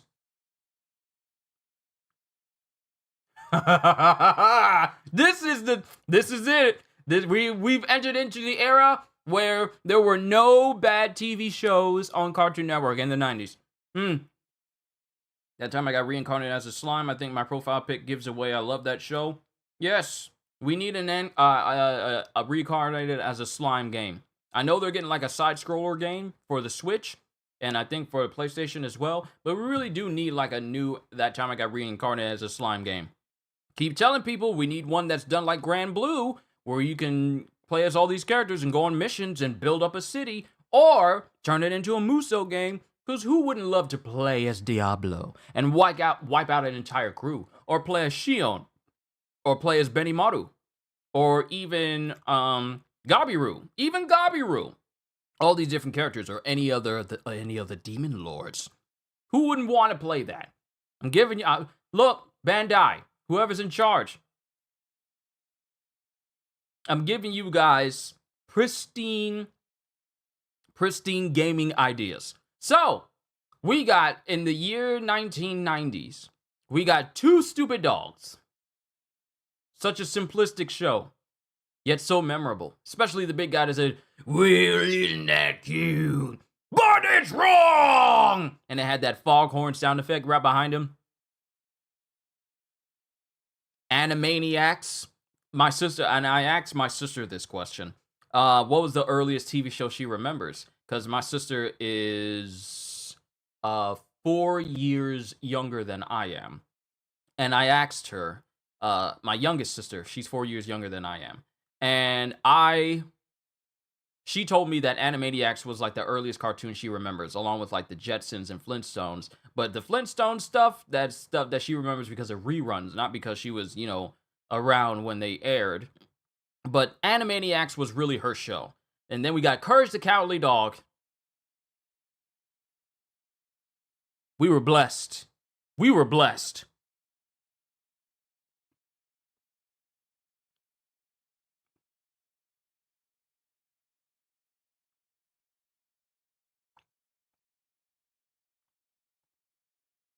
Cow and Chicken. At a young age, I wasn't allowed to watch Cow and Chicken because of the red guy. Dexter's Laboratory. Ed, Edd n Eddy. The greatest Cartoon Network show ever. Also, the longest running Cartoon Network show.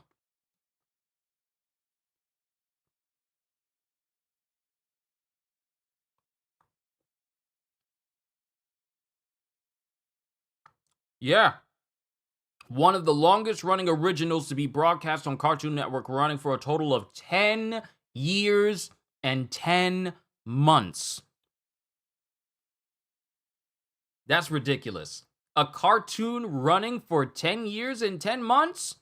And I say cartoon, not anime, because One Piece has been around since 1999, and that's still going. So that's old. That show, that's anime. We're only speaking about cartoons. But Ed, Edd n Eddy? Perfect TV show. I can't think of a single episode of Ed, Edd n Eddy that wasn't good. Not a single one.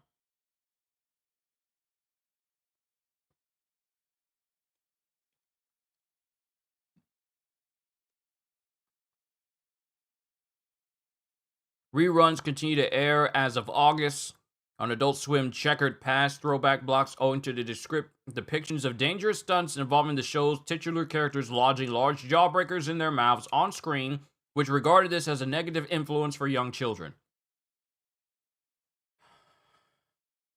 I'm not going to get mad. I'm not going to get mad over how stupid that is. I'm not.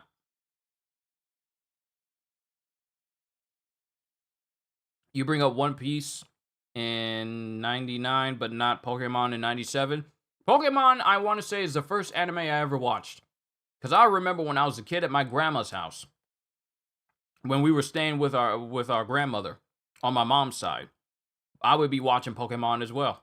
I'd be watching it on the weekdays when we were there.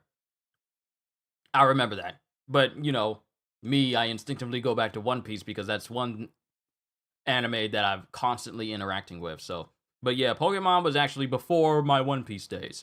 But they took Ed, Edd n Eddy reruns and moved them to Adult Swim's Checkered Past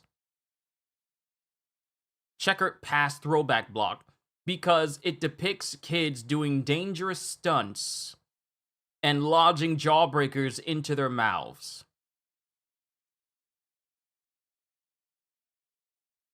Which regarded this as a negative influence for young children.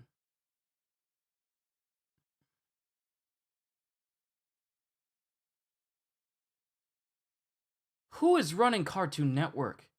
You never have to worry about any warnings on cartoons because children raised back then had enough common sense because their parents taught them. You wouldn't have to worry about moving these shows to a different block during the nighttime when kids are asleep. A lot of them are asleep if people raise their kids better. Tommy, don't stick the jawbreaker in your mouth because your mouth isn't big enough. But I saw it on a cartoon. Cartoons aren't real, son. Okay. That's all it takes. That's all it takes, just to instruct your kids. That's all it takes. You'd be surprised they really hated jawbreakers. I'm pretty sure these people did that because they couldn't fit a whole jawbreaker in their mouth. They're like, I can't do it, so I know kids can't do it. So let's just put on a different block because we don't want our kids being able to do it opposite of adults. This is dumb. This is dumb. You removed it because it depicts dangerous stunts involving Ed, Edd n Eddy, who don't at all act like kids. Negative influence on young children? Bruh, are you serious? That is so petty and stupid. How dare you? See, this is the reason why Cartoon Network fell off. Tom and Jerry would be more trouble than Ed, Edd n Eddy? Oh yeah, it would. I'm just talking about the 1990s onwards. I know Tom and Jerry predates a lot of the shows we watch, and Looney Tunes predates a lot of shows that we compare, like violence and stuff too. Because Looney Tunes and Tom and Jerry, some of the most violent shows known to man. Violent cartoons known to man. But you won't find a single child who is maladjusted because of Looney Tunes or Tom and Jerry. You won't find a single one. Because kids back then were raised to know the difference between cartoons and real life. Kids today? No. We gotta keep them in the dark.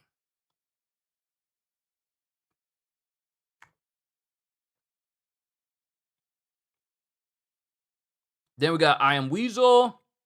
Then we got I Yabba Dabba Doo. I think that was like a movie special for Flintstones when Pebbles and Bam Bam were getting married when they grew up. Jetsons the movie. Johnny Bravo. Johnny Bravo would not last a day. He would not last a single day.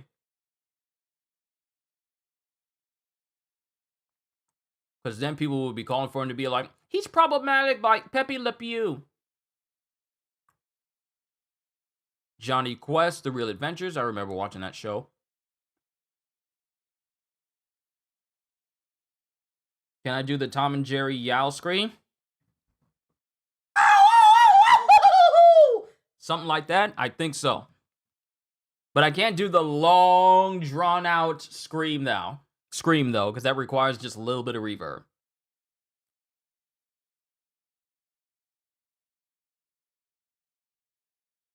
Might Lou and Og.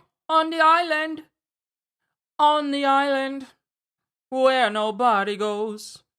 Might Lou and Og. Yeah, that was a favorite of mine as well. Powerpuff Girls, violent. It's violent now. If I pull this up and they said they moved it to the throwback block because of it depicting people being beaten up. Nothing. But Ed, Edd n Eddy is seen as a negative influence. Space Ghost, Coast to Coast. Oh, I remember the show where we had Space Ghost and we had Brack. Moxie Show, Sylvester and Tweety Mysteries, Tiny Toon Adventures, Tom and Jerry Kids. And then what a cartoon.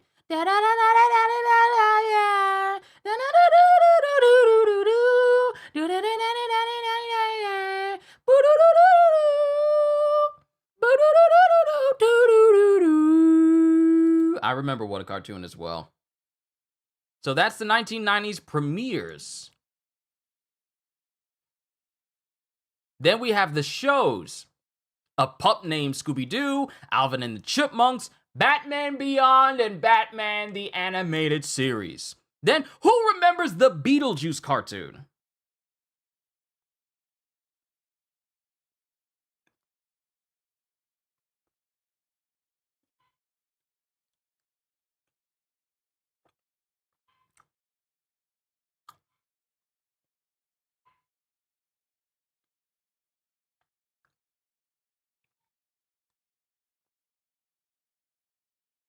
CJ, you're naming a lot of shows that happened in later years. We are in the 90s right now. Hold off. We're almost there. We're getting there. We're getting there. So we got Batman Beyond, Batman the Animated Series, Beetlejuice the series, Caillou. I'm glad the show is dead. I don't get... I'm glad the show is dead. We'll never see his head. You were bad for kids cause you're Caillou. Captain Planet and the Planeteers. Let's see. Cave Kids, Pebbles and Bam Bam, Courage the Cowardly Dog, Cow and Chicken, Dragon Ball Z, Fish Police, Freakazoid. Bum bum bum bum bum ba bum ba dum bum ba dum bum bum bum bum bum bum bum bum ba dum bum ba dum. Garfield and Friends, I remember that too. Looney Tunes, Monica and Friends. Monica and Friends. Did I watch this? I did not. Interesting. Brazilian series of cartoons based on a comic book series of the same name by Mauricio de Souza. Never heard of that.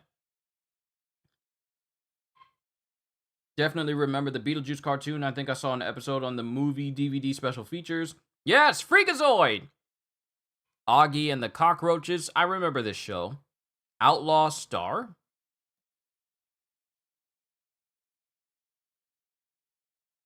Outlaw Star. I think I heard of this, but I don't think I actually watched it. Pinky and the Brain, Pokemon, Powerpuff Girls, Reboot. Reboot, I definitely remember. There's this one episode where the villain basically turned into like this Medusa type creature, and then it sent out its hair of snakes in like this big giant maze. And the words I specifically remember from this one particular episode was all like, "Search for them! Find them!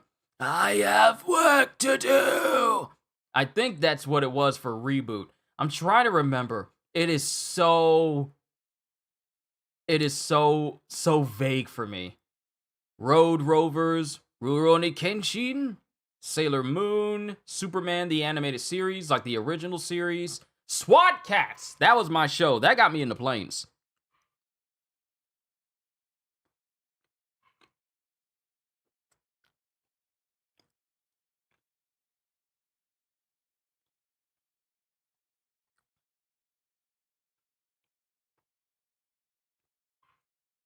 I definitely remember SWAT Cats, the Radical Squadron.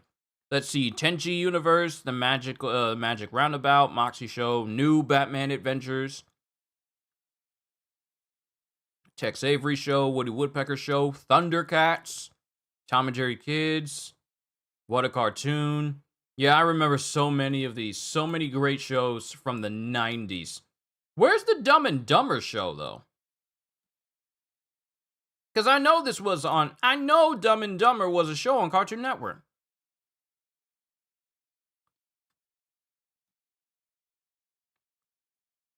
I know I'm not crazy. They made a Dumb and Dumber cartoon and they put it on Cartoon Network. But now we get to the 2000s. Ben 10 and Ben 10 Alien Force.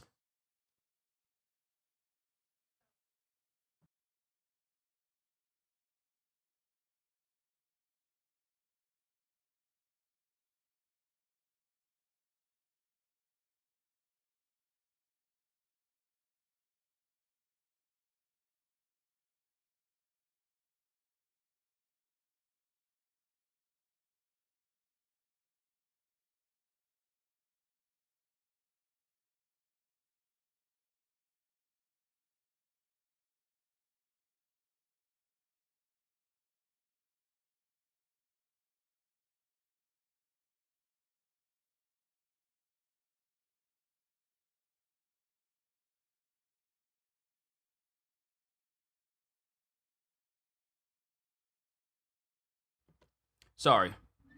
I got one other sloppy Joe here. I'm gonna eat this. But can I do the 90s Superman, the animated series theme on my trumpet? No, because I never played it before, so I wouldn't be able to do it now. Or later, for that matter, because I would have to learn it. I haven't learned it yet. Ben 10, Alien Force, Camp Lazlo. There were 2 scouts who made a friend, and Lazlo was his name. Oh, Lazlo. Lazlo. Lazlo. And Lazlo was his name, oh. And then that trio went to camp and turned it upside down. Oh, Lazlo. Lazlo. Lazlo. And Lazlo was his name. I remember Camp Lazlo. I love that show. Hot take, Ben 10 Alien Force over OG Ben 10. There were some really good episodes of Ben 10, but Alien Force really went the extra mile of expanding the world of Ben 10 beyond Earth and introducing the whole concept of like plumbers more, and also new alien forms like Echo. Chowder. You take the moon and you take the sun. You take everything that seems like fun. You start out up and then you're done. Rada. So come on in, feel free to do some looking. Stay a while, cause something's always cooking. Come on in, feel free to do some looking. Stay a while, cause something's always cooking, yeah!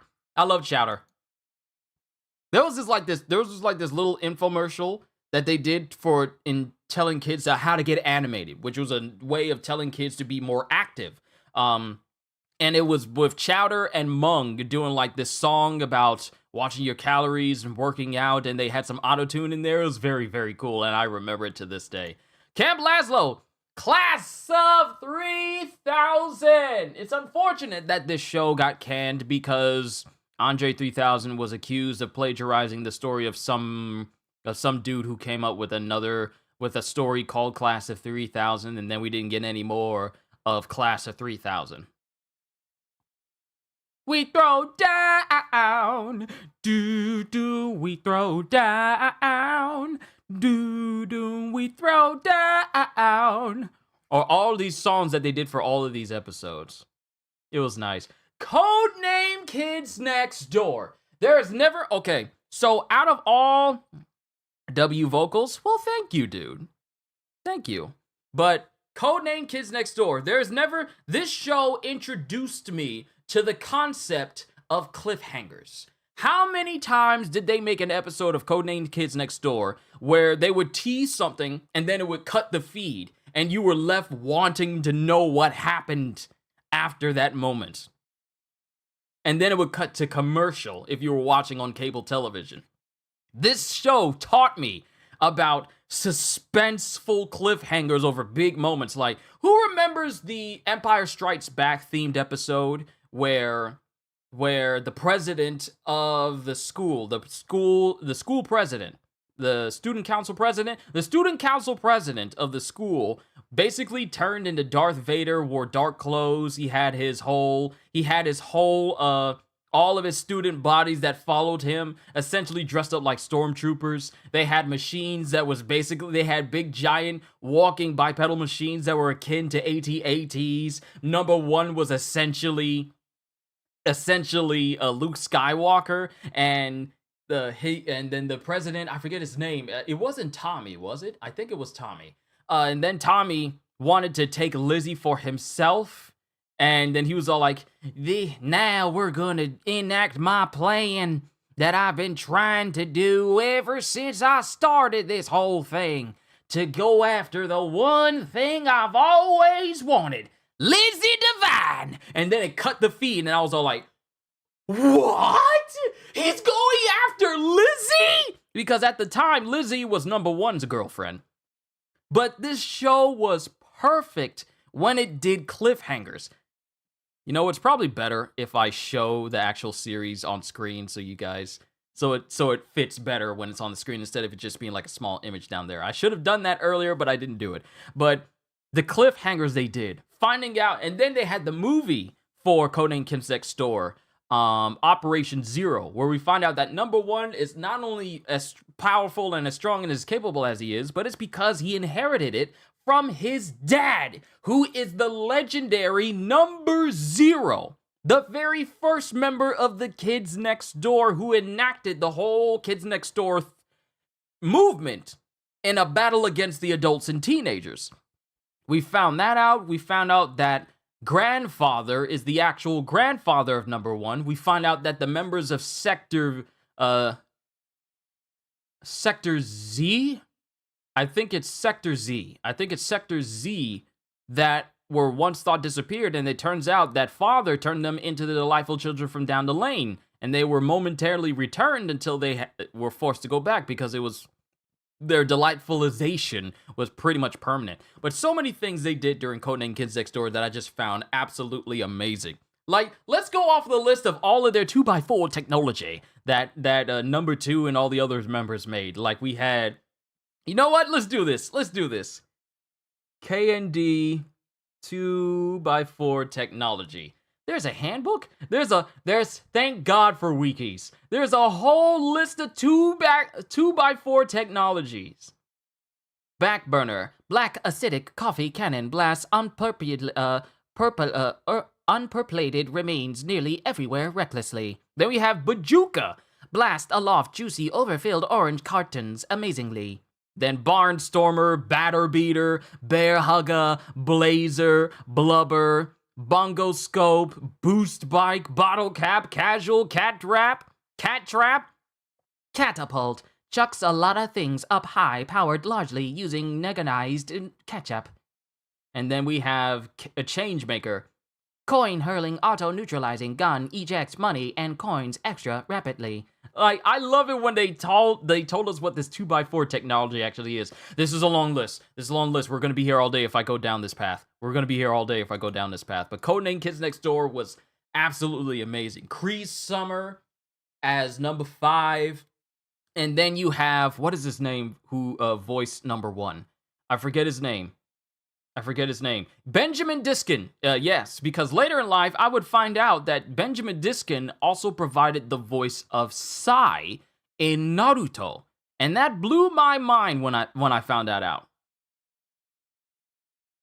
Then we have Lauren Tom as number 3. We have D. Bradley Baker as number 4. Tommy Gilligan, Toilinator, and Mr. Phibb.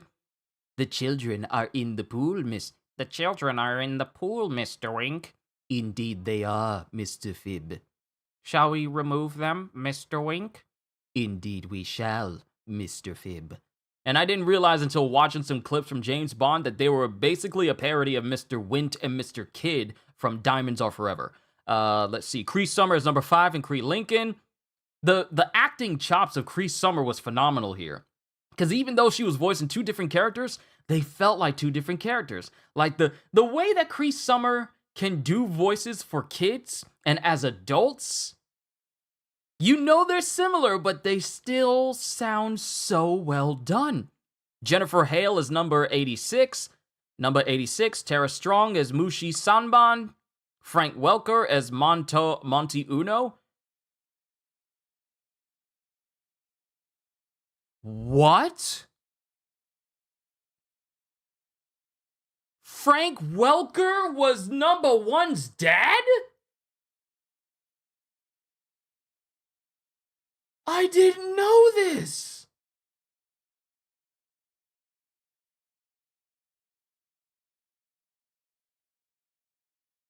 I didn't know that was Frank Welker this whole time.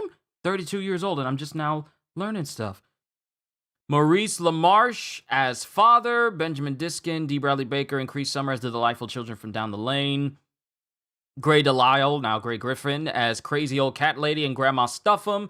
And seeing as how the crazy old cat lady and Grandmother Stuff'em, they both had... Let me see, what are you guys talking about? I remember all of this. Young Joseph Joestar. Frank Megatron Welker. Yeah! I didn't know that Frank Welker was the voice of number 1's dad this whole time. But everything was just so good. Especially the Rock episode of the lunchtime episode where it was just nothing but the kids next door running from Grandma Stuff'em when she was serving them killer food in the cafeteria. It was like dun dun dun dun dun dun dun dun dun.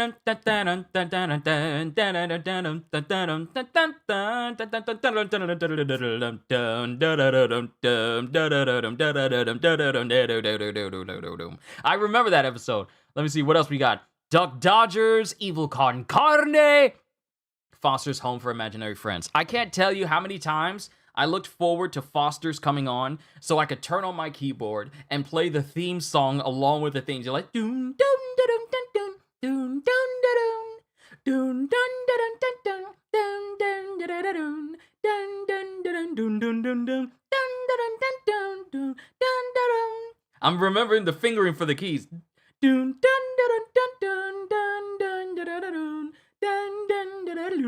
I love the theme song for Foster's. And there was also this one ad block where it had Blue beatboxing, where he was doing, well, look it up. Look up Blue, B-L-O-O, beatbox, and you'll know exactly what I mean when you get a chance later. But I love this show. Mac, Blue, Coco, Eduardo, Wilt, Frankie, Mr. Harriman, Grandma Foster. Used to love Foster's Home. My older siblings and parents hated it. Did they hate it because it encouraged kids to think of imaginary friends? Because I feel like that might have been the cause.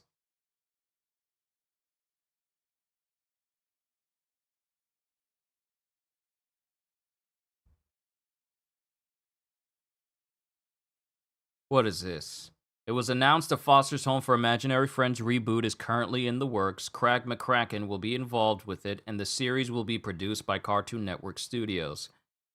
Unlike the original series, it will be more aimed at a preschool demographic and will be CGI animated. It will also have a new cast of characters, with the only returning characters being Blue and Madam Foster. What? Why do a reboot of the show, but only have Blue and Madam Foster being the returning people? This is the reason why I need to go out and get, like, the box sets of these shows. Kyushu is our very own Brooke. At least musically. I could see it. Grim and Evil! And then the Grim Adventures of Billy and Mandy. Hi, Puffy Amiyumi. It all started when we first met and strapped on our guitars. We made music so great and good that soon we were rock stars. The biggest in Japan. Heard us round the land. We're out on tour. We're out on tour around the world, so come and join the band. 1, 2, 3. Hi, Puffy Amiyumi show. Hi, Puffy Amiyumi show. On the Hi, Puffy Amiyumi show. Anything is possible. Hi, Puffy Amiyumi show. Hi, Puffy Amiyumi say go. On the Hi, Puffy Amiyumi show. Anything is possible. We grow so powerful. Make yourself comfortable now. I remember this show! Oh, why do I still remember some of these lyrics? I haven't listened to this theme song in so long. But I'm digging through my own memories and remembering all of these theme songs. Johnny Test. Johnny Test got kind of old after a while. It got kind of really formulaic. Megas XLR, living here in Jersey, fighting villains from afar. You gotta find first gear in your giant robot car. You dig giant robots, I dig giant robots, we dig giant robots, chicks dig giant robots. Nice. I love this show. My gym partner is a monkey. Yeah, I remember this one, Out of Jimmy's Head. We don't talk about the live action stuff on Cartoon Network. The only live action show that I actually didn't mind watching on Cartoon Network was Dude, What Would Happen and Destroy, Build, Destroy. I couldn't care less about anything else they had live action wise.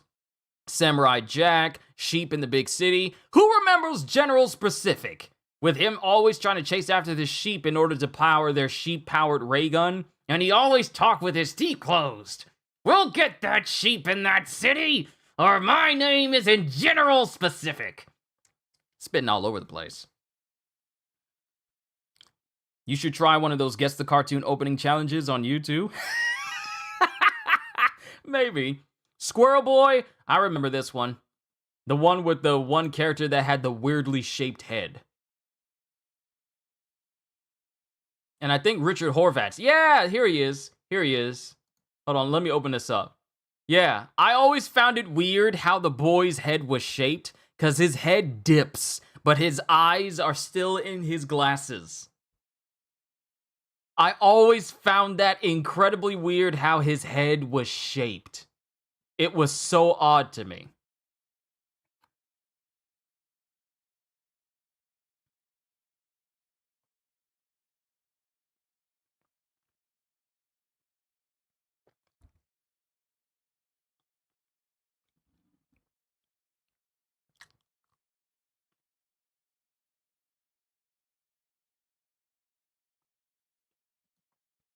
All right, so we got Star Wars Clone Wars, Teen Titans.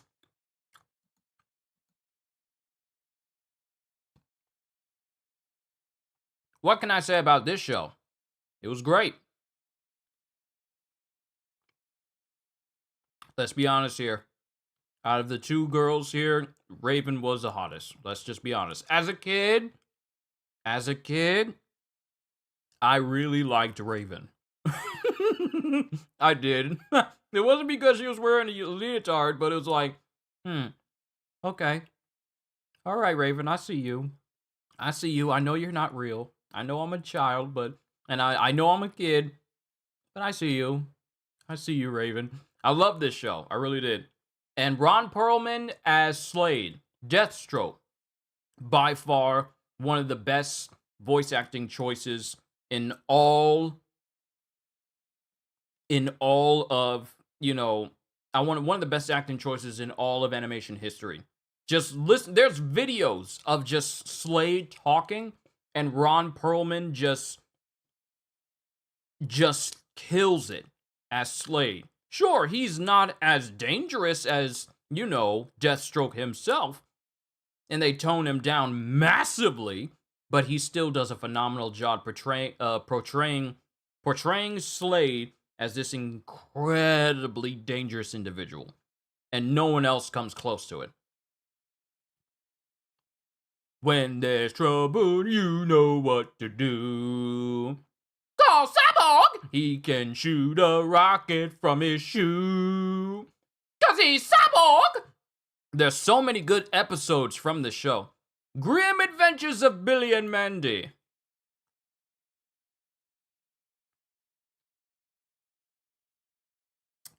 Let's be honest here, this show was messed up in so many ways, but it was still so good.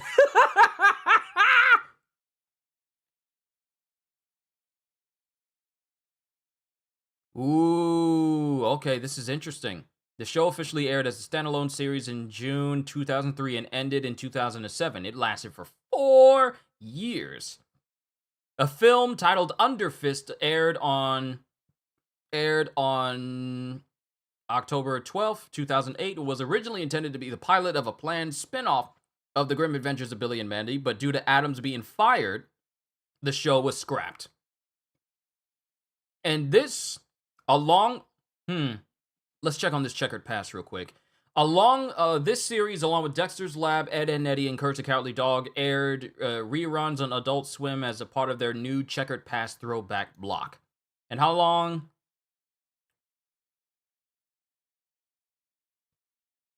Oh, what? Let's see. Every 2-hour weekday programming block on Adult Swim featuring classic Cartoon Network shows from 5 p.m. to 7 p.m. It launched on August 28, 2023. Every Friday until February 23rd, 2024, a marathon would happen for one of the shows. There are scheduled changes and updates of Checkered Pass once a month.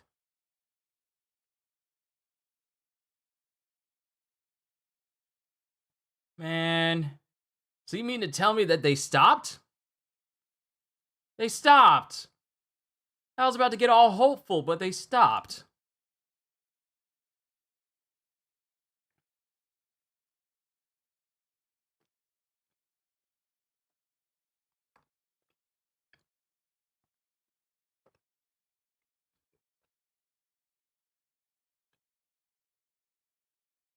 But going back to Billy and Mandy,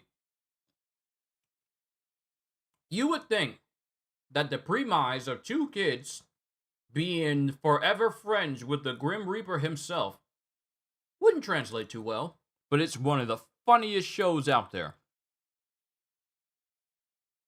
It also can be incredibly dark, but it was still a phenomenal show. And who is it? Who's the name of the guy that voiced Grim? Ah, Greg Eagles. Wait, Greg Eagles was both Grim and Spurg?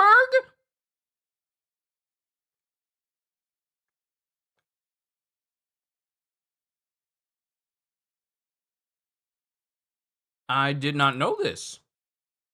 C.H. Greenblatt as Fred Fredburger. See, that's the name. That's the name everyone should know. Fred Fredburger, Fred Fredburger, Fred Fredburger. Yes, yes.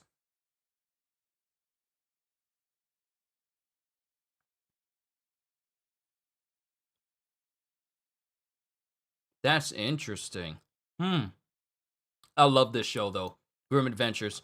A Life and Times of Juniper Lee. Who remembers the Life and Times of Juniper Lee?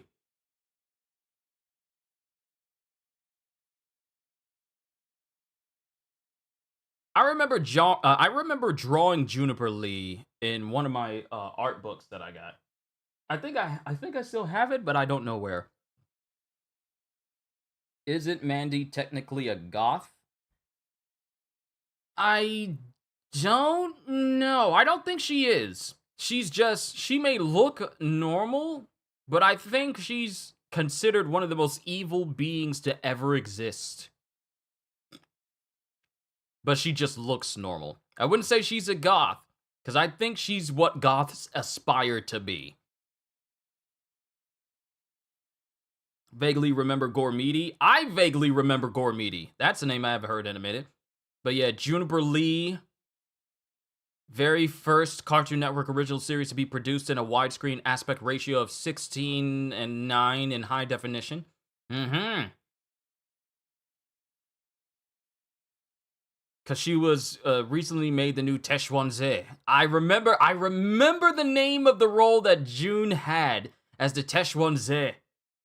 Her brother was always hyperactive and wanting to get into it. Her dog spoke with a Scottish accent, and she got trained by her grandmother, who was like the former Teshwanze, I think. And June's friend was a goth.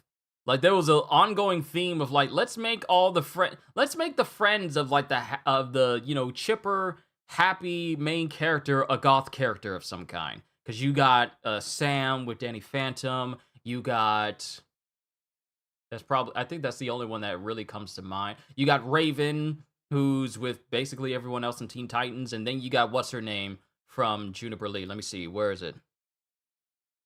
Where's her friend?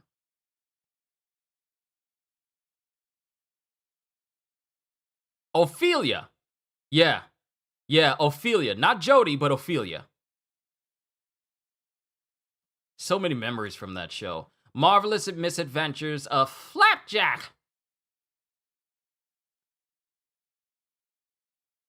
Yeah, that show, it had some moments. Like, it's really where the sound effect, like, oh, the disgusted hollering sound.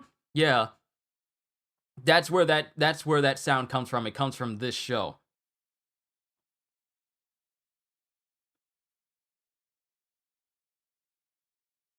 Secret Saturdays. Greetings and bienvenue. I am Vivi August. Basically just talking about cryptids. Time Squad. For a long time, I didn't know that the robot was voiced by Mark Hamill.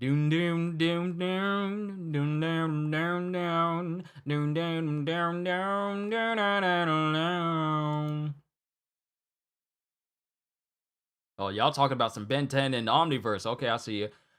George of the Jungle, the 2007 series. Didn't care for it. I didn't care for it. It just felt dumb for the sake of being dumb. He-Man and the Masters of the Universe, 2002 TV series. Hold up, you mean to tell me this show was from 2002? That's how old this show is? Wait a minute. This is different. This is different from the other He-Man show that y'all told me about. But the fact that this thing is from 2002. Hi Hi Puffy Amiyumi, Home Movies, I think that's Adult Swim. Hot Wheels Battle Force 5. Yeah. Yeah, the Battle Zone, where you gotta get the battle keys. Yeah, I remember this show. You had like the Beast People and the one line that had like the big old helmet and he like using his crossbow when he was fighting everyone. I remember that. Jackie Chan Adventures. I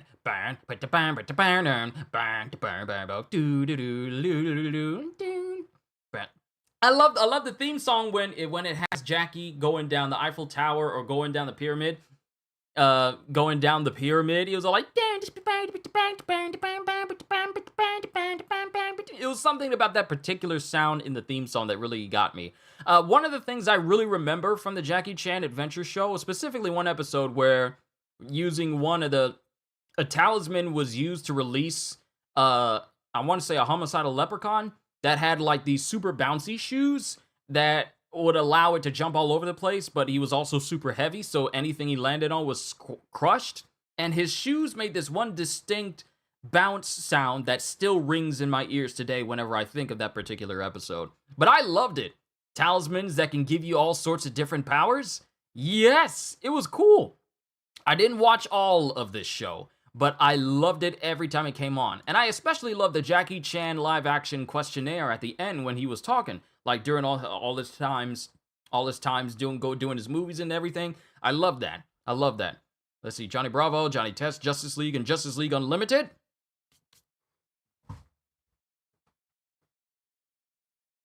Where's Michelle? The complete series of Justice League and Justice League Unlimited, one of the greatest superhero cartoons of all time. Oh yeah, I see you over there, CJ. Jackie, one more thing.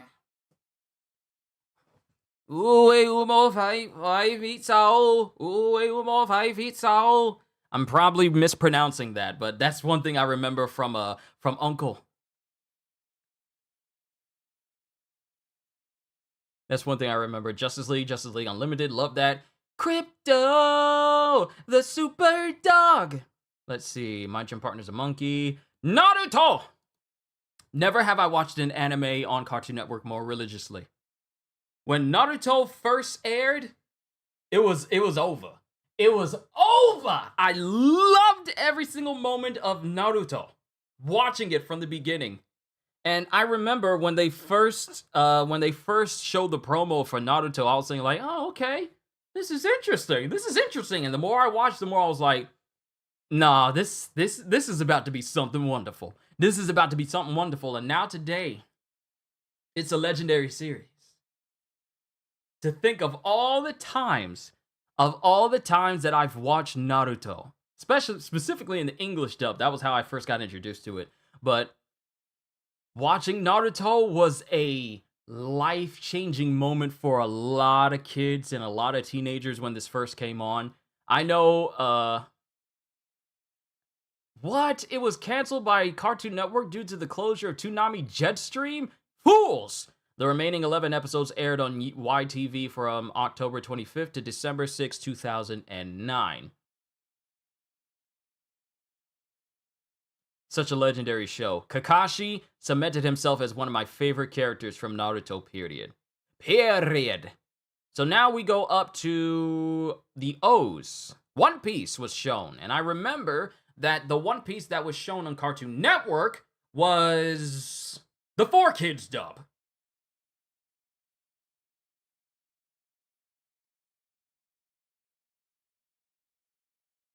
Actually, 4Kids dub of One Piece was shown someplace else. The One Piece we get on One Piece, the One Piece we get on One Piece, the One Piece we get on the Cartoon Network now is the Funimation dub one, the one with Colleen Clinkenbeard and Chris Sabat and everybody else. Out of Jimmy's Head, Ozzy and Drix, love that show. Loved Ozzy and Drix. Let's pull this up real quick. So I remember this episode. Hold on.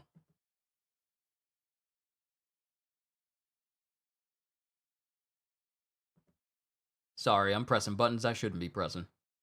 Naruto anime, One Piece anime, One Piece manga, Naruto manga. Wonder Woman, Zatanna. Let's see. Vixen and Huntress were great on that show. Yeah, all the women on Justice League and Justice League Unlimited were gorgeous.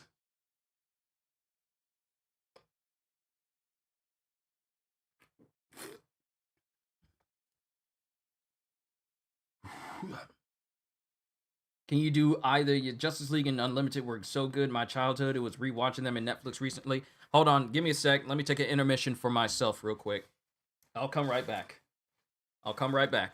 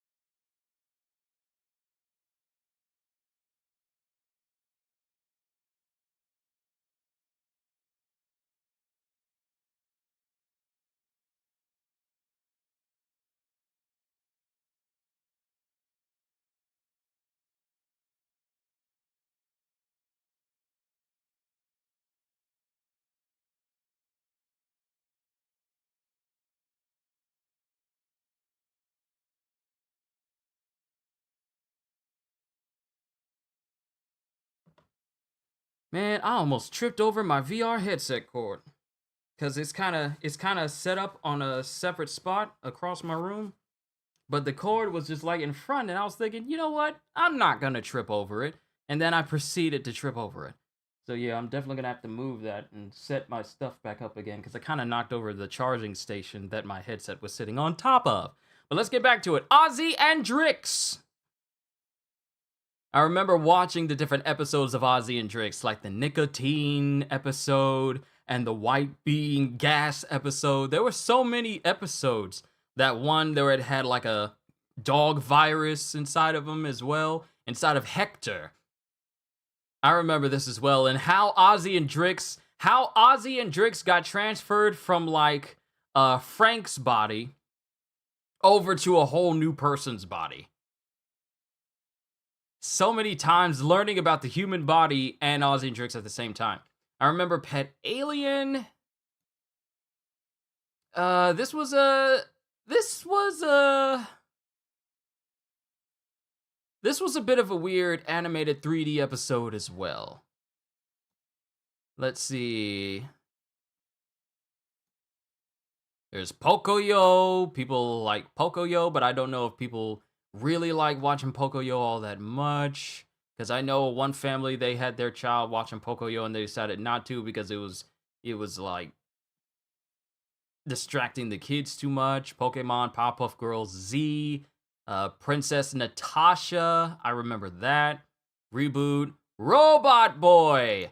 I remember so much from Robot Boy, including Tommy Turnbull's mom, who was incredibly, let's say, Pixar mom shaped. Matter of fact, let me see.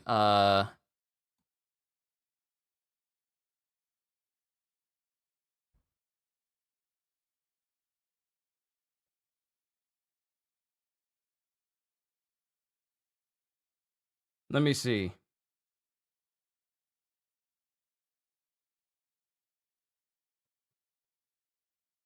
Hold on, let me see. Deb Turnbull. Ms. Turnbull. Yes. Having hips wider than Dexter's mom. And I was thinking, who? Mrs. Turnbull, who? Who designed her? Who was in charge? And how? Who designed her? And where can we give this man a medal for cooking? Can I just say it? Cause you don't be thinking these sort of things. You don't be thinking these when you younger, but when you get older, you start to notice. Oh, okay. Hi, Mrs. Turnbull. I never noticed you when I was younger, but I notice you now. Like now, mind you, I'm only saying that because looking at Robot Boy reminded me of the mom, but now when I think about it, it's like, wow. That sort of thing you really don't pay attention to until you actually get older. So, yeah, Deb Turnbull, she was one of them moms. She was one of them moms that you was all like, I don't mind sitting here watching the TV show as long as Mrs. Turnbull's around. Like it was one of those shows. Now, mind you, the rest of the show was already, still good, but she just like yeah, she stood out. But that's Robot Boy. Let's keep going. Let's see here. It's 3:35. I might need to speed this up. Welcome, CDs. Yeah, we are talking about different types of shows. We are currently going through the shows of Cartoon Network, and we are still in the 2000s of shows.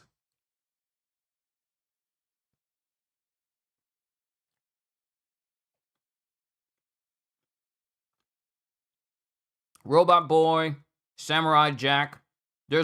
What do I need to say about Samurai Jack?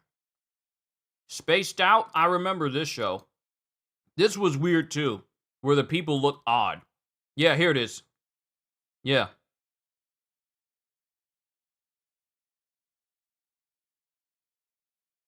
This was the era where people had incredibly weird facial designs.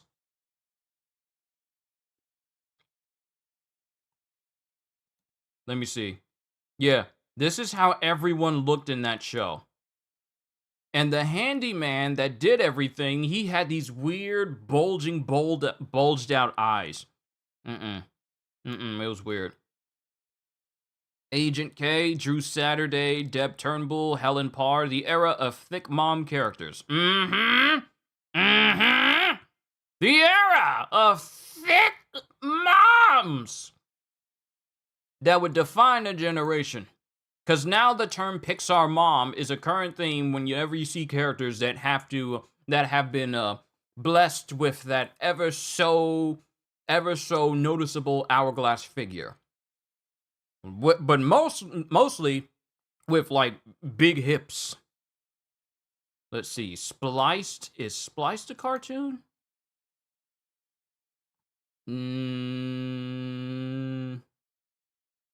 It is, but it doesn't really have much information. Squirrel Boy, we already mentioned. Static Shock. Fantastic show. Still shocked to this day, no pun intended, that we don't have a game for them.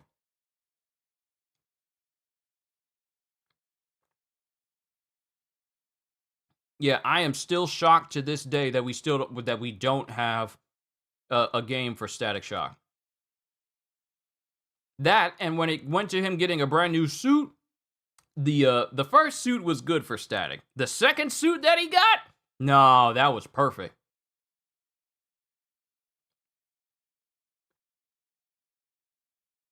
You know who was caked? I think it was Dexter's mom or the Powerpuff Girls. You are referring to well, basically every single woman inside of Powerpuff Girls were already what you would call massively caked. The top at the list, though, was Miss Bellum. It was easily Miss Bellum.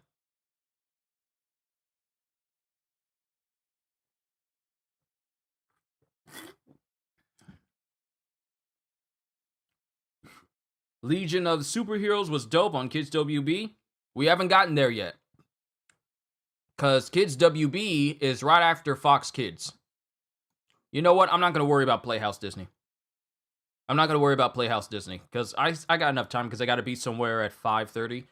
So we got enough time to talk about like the cartoons of 2000s all the way up to the 2010s and up to now. And then we can talk about the programs by Fox Kids on that block. And then Kids WB on that block. That's the reason why I got those tabs up. So we're going to cross that bridge when we get to it.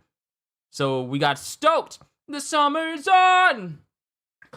And I'll be living on the beach. Let my shoes and all my troubles wash away.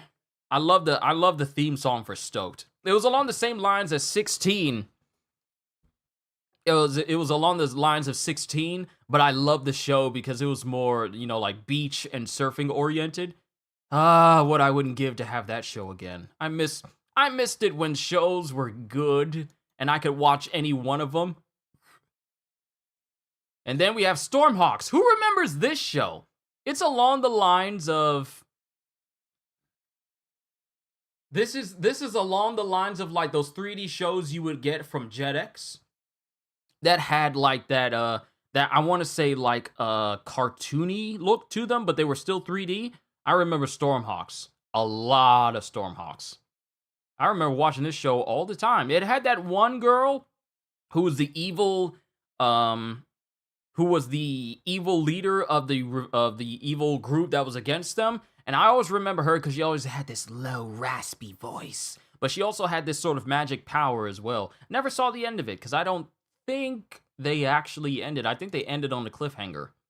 But Stoked was my show, and I loved it. Let's see, Sunday Pants, Superman the Animated Series, Teen Titans, The Amazing Adrenalini Brothers, The Batman. I binged watched the entirety of The Batman. And I have to say, I love this Batman show. I love this Batman, the Batman's Joker, which was voiced by Kevin Michael Richardson. And his take on the Joker is great. Like, he's got the crazy laugh down, and this is the Joker that has like the long dreadlocks, and at one point was dressed in like rags and stuff, like a straitjacket rags and stuff, and then he started dressing in like this big top circus type gear, but without shoes on. And then you had all of these very good character designs. Like Penguin looked great, Catwoman definitely looked great, and then you have Mr. Freeze. Ooh, Mr. Freeze was very good in this show. Got Killer Croc, voiced by Ron Perlman, who was also Cajun. Who else? You got Ragdoll. You have I forgot his name. Failsafe? I want to say it's Failsafe, who figured out the identity of Batman, but he was made by an amalgamation of different villains. Made an amalgamation of different villains, and Batman defeated him before he could reveal his secret identity to the world by asking him what his origins was. And Batman basically fried his circuits because all of Failsafe's origins were basically villain origins, and he didn't really have one of his own. But it's all because of Hugo Strange. Hugo Strange in this show was dangerous as well. But I binged watched this entire show, and I loved every single moment of it. I watch it. I'll probably watch it again when I get the chance because it was really, really good. Firefly was cool. Yeah, because Firefly had like a full suit. You couldn't tell that he was a pyromaniac and he liked burning things. But I loved it. I love the Batman. The Big O, Bob Clampett Show, The Brock Show, Chuck Jones, Cramp Twins. I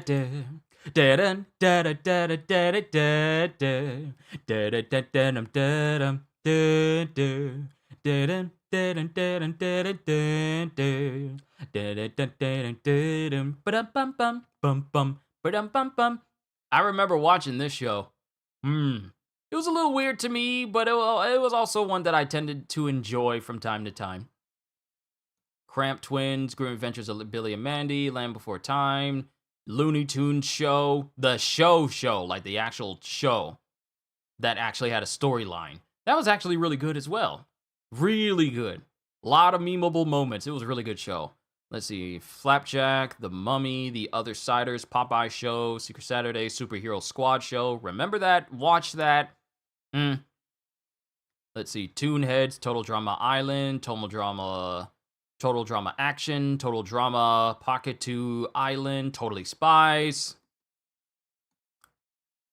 I'm not ashamed to say it. I watched a ton of Totally Spies. I watched a bunch of it. A bunch of Totally Spies. Bro, Hugo Strange jacked Batman's mind up on Halloween night. That was a sick episode. Kyushu was in his Mojo Jojo bag just then.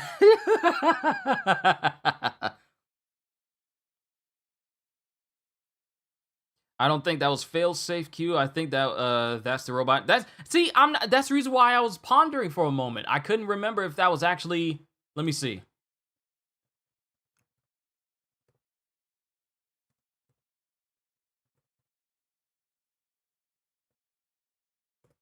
I'm trying to remember.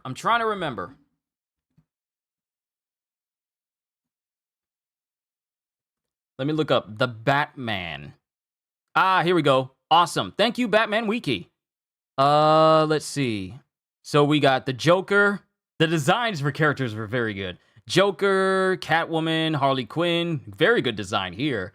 Kabuki Twins, Poison Ivy. All the villain designs for the Batman show were really good. Where is it? I'll recognize it by the face because he has like this big jacket on. You might be right though. It's not Failsafe. It's Dave. That's his name. Dave. Digitally Advanced Villain Emulator. That's him. That's the one. Yeah, this is the one. This is the guy. It's Dave. This is Dave. This is it. It wasn't Failsafe, but it's Dave. Yeah. I couldn't remember what its name was, but I knew it had some sort of acronym.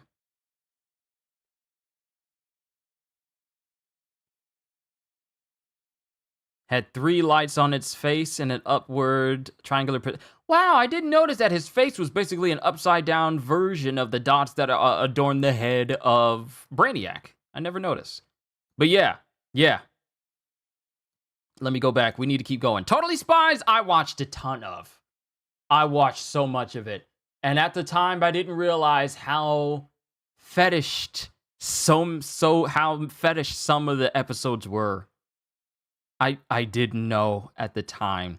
But now that I'm older and I know of this sort of thing because I watch people's videos about these series, I'm like, how did I not notice this stuff the first time? And then apparently they're doing like a reboot of it or a new season, renewed for an 8th season ahead of its season 7 premiere. Yeah. Yeah, it's apparently going to be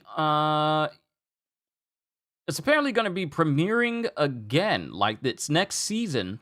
But they're not bringing back some of the people that voice some of them, like Sam, Alex, and Clover. They're not bringing back everyone for it. So, I don't know how that's gonna go. Let's see, Transformers Animated. Transformers! More than meets the eye. Transformers! Robots in disguise!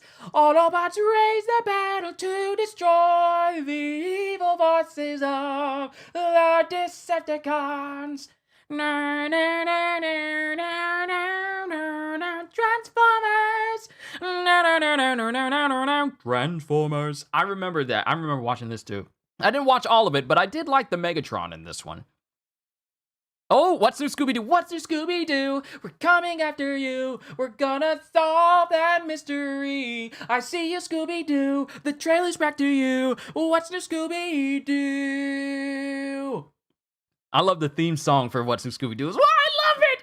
I'm reliving so many of my childhood memories right now. I hope you don't mind.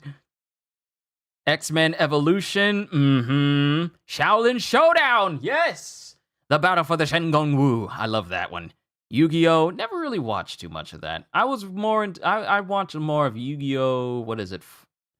DX? I saw that one when I was a kid. It wasn't 5Ds, but I think it was DX or GX? I can't remember. Mucha Lucha! Ooh, that's one theme song that I wanna play.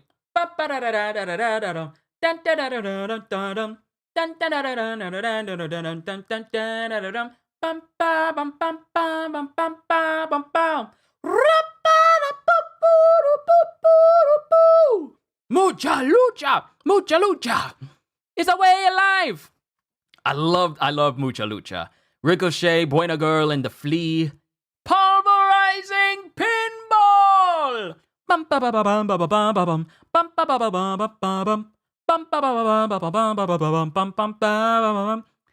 love the horns. I love the horns in that theme song. But that's the 2000s shows. So we got 2010s premieres and 2010 shows, and then we have 2020 shows. We're almost done with this whole Cartoon Network block. And then we got to go ahead and conclude with the WB and Fox Kids block and just talk about these shows. They really don't make shows like these anymore. That's the whole purpose. That's the whole purpose of this whole stream, is just talking about all of these old shows and the fact that we don't get shows like this anymore.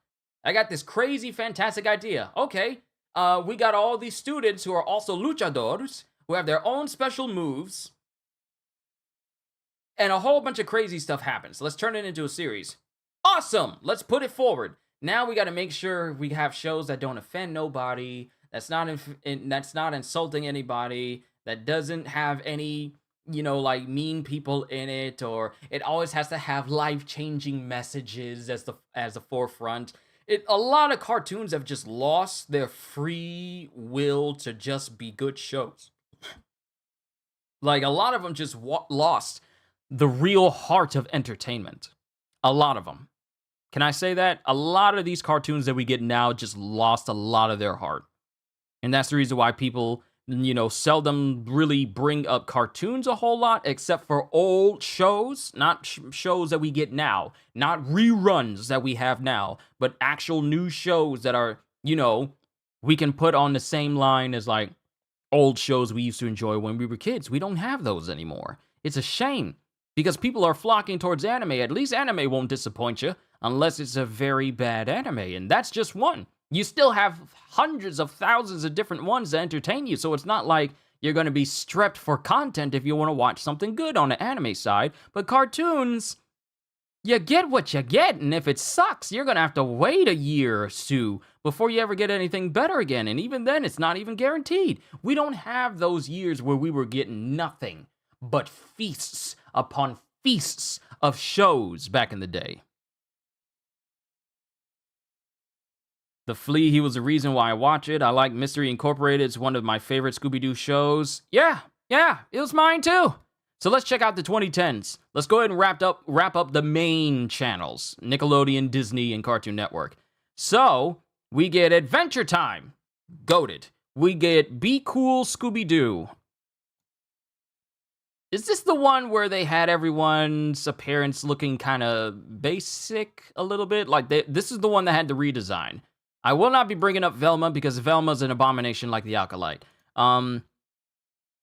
I won't bring up that, but this is the one where everyone had like the weird appearance on Scooby-Doo, right? They had like that really weird beady-eyed appearance, right? Ben 10, Omniverse, Ultimate Alien, Clarence. Let's be honest. This show was good until we found out that the voice of Clarence was outed because of let me see. What's the trivia? Hold on, Clarence. I gotta look this up because Clarence was, an okay show until we found out about the creator of the voice of Clarence. Hold on, Clarence show. He did something. I think he was part of a assault or something. And then the show kind of really died down. Yes. It was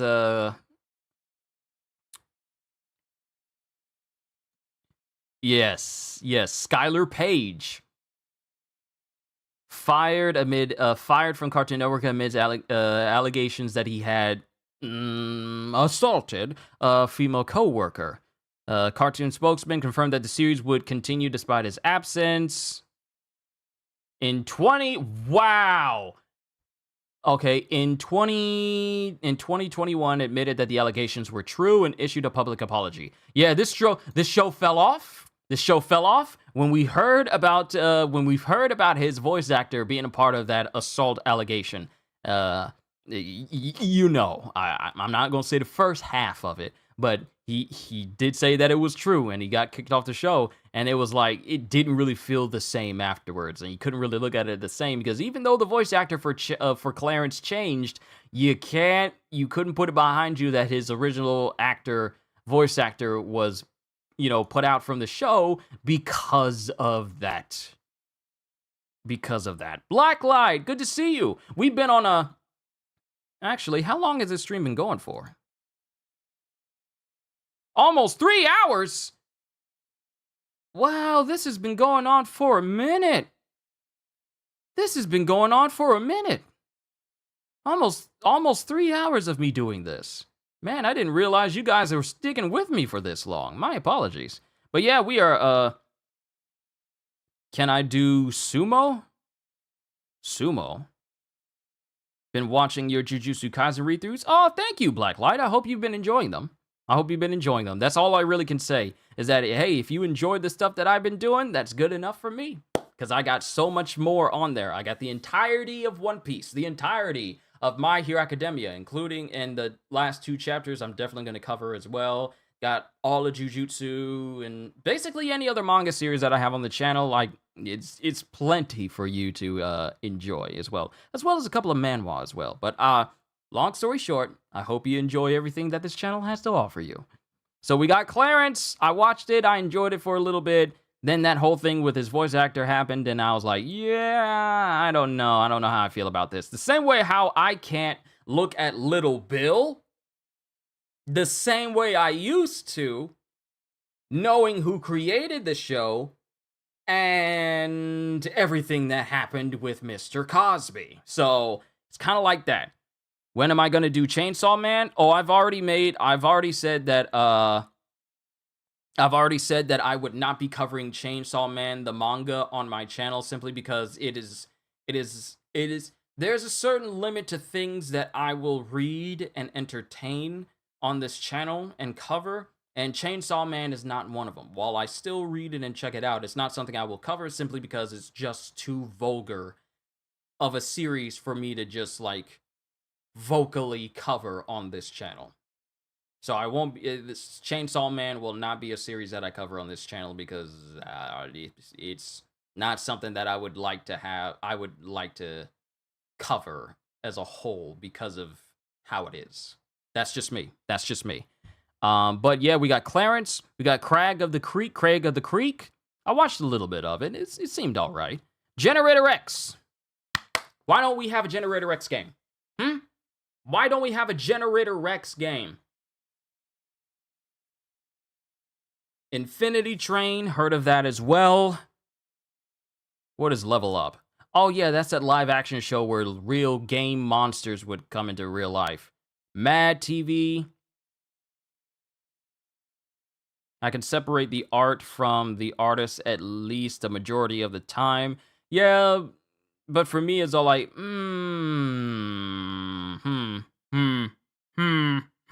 I look at him with eyes.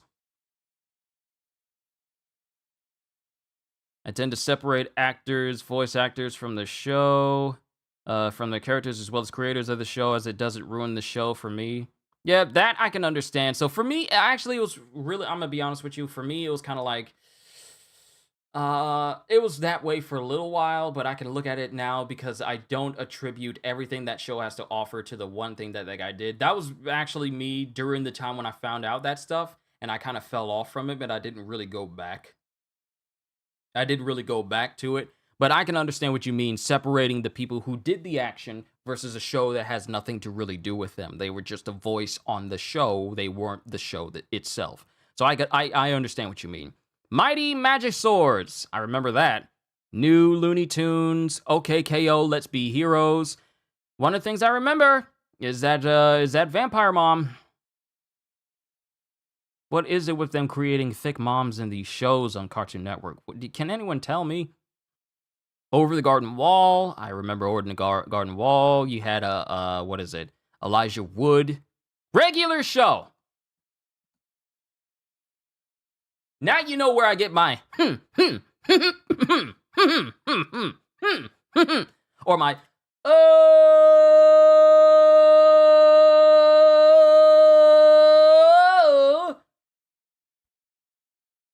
Skips, Mordecai, Rigby, Benson, Pops.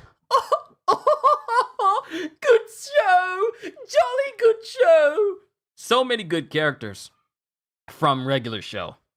So many good episodes. It is one of the first cartoons on Cartoon Network to heavily feature suggestive language. And they changed it too. They changed some of it too. Oh, love this show.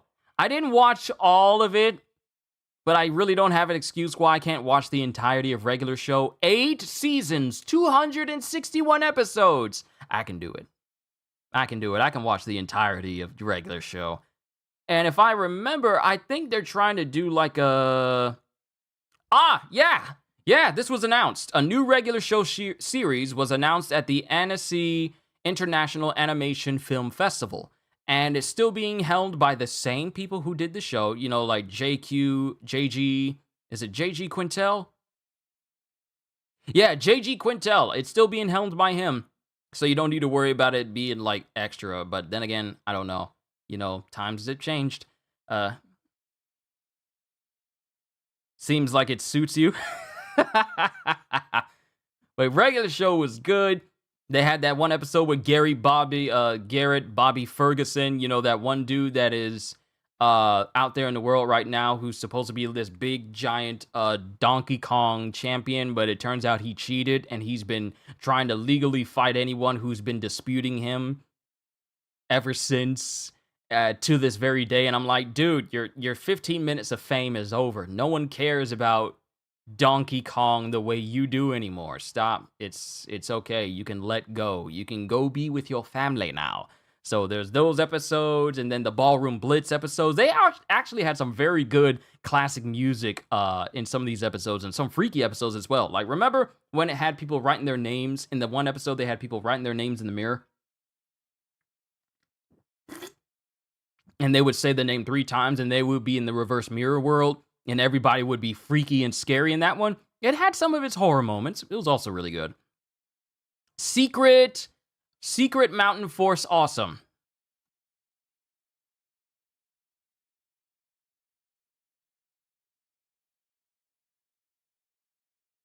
Are you talking about that massive loser, Billy Mitchell? Yes, I am.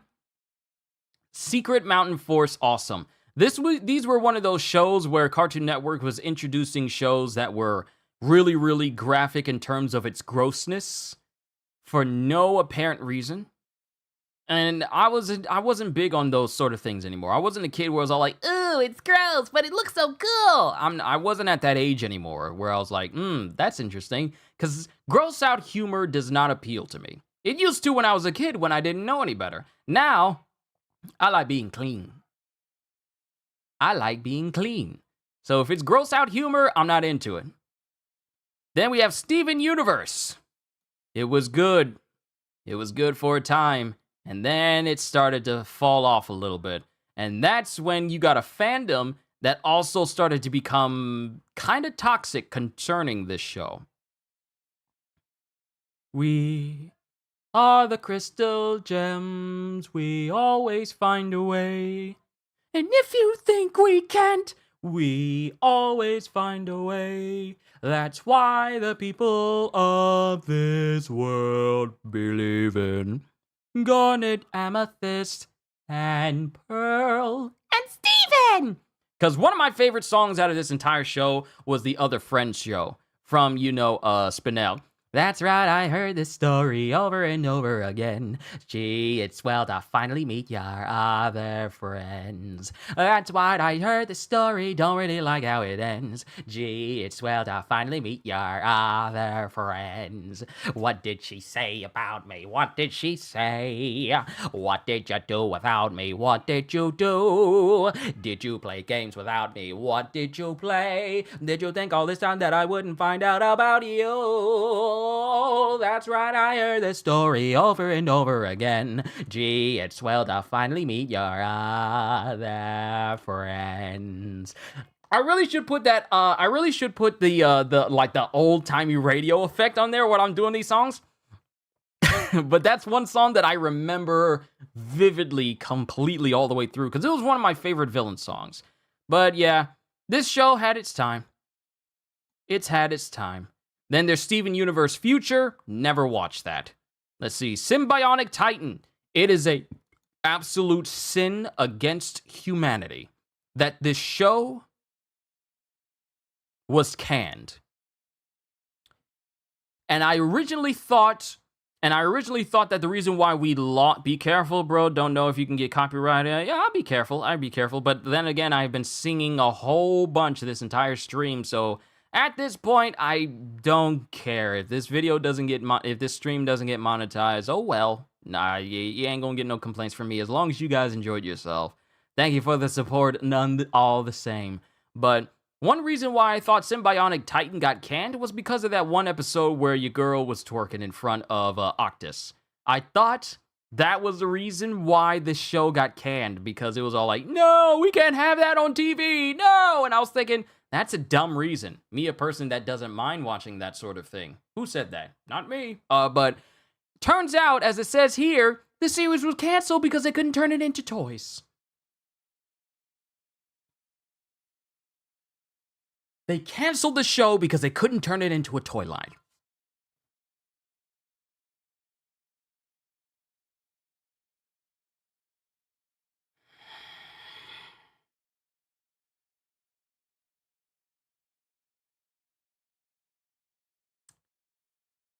One of the dumbest reasons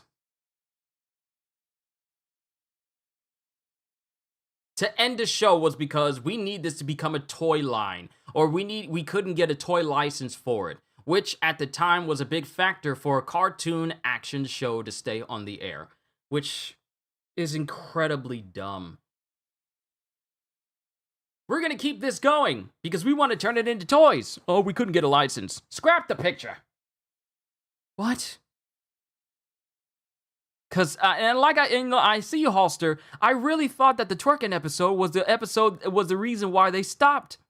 the show. But no, they stopped it because they couldn't get a toy license to make a toy line out of Symbionic Titan. And yet, as it says here, ever since its cancellation, many fans have demanded that the series be brought back for a second season. Genndy Tartakovsky recently stated that while he is interested in revisiting the show, he is currently focused on other projects such as a Primal, and that a revival would need to be green-lighted first. As far as I'm concerned, ever since the Primal has been out, he's done with that show, isn't he? Mind you, I've never watched Primal. I need to. But, yeah, there's no reason why we can't get it. There's no reason why we can't get it. Primal's done. Teen Titans Go, you know enough about that. The Amazing World of Gumball. This show is meme gold. Absolute meme gold in the best possible way.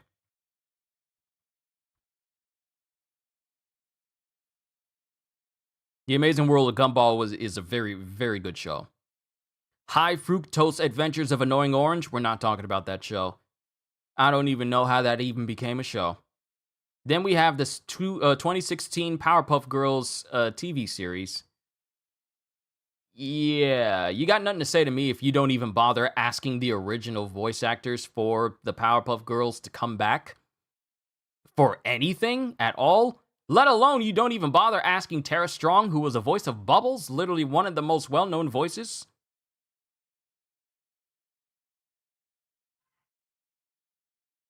Problem Solvers. This is the show you watch if you want to occupy your kids that happen to have ADHD. And this is no insult to anyone who actually has ADHD. It's just this is the show you give to kids to keep them occupied and make them stare at the screen rather than learn anything at all, because it was an assault on the eyes. When I saw one singular episode of the Problem Solvers, and there were flashing lights everywhere, moving things everywhere. It was not a show suited for anyone to watch if you suffer from epilepsy. I don't know how that thing got greenlit. It was weird. A lot of things were really pointless, and it was in your eyes. Have you ever seen it was visual information overload, which was like very, very, very off-putting to me. I wish I could scrub this show from my brain.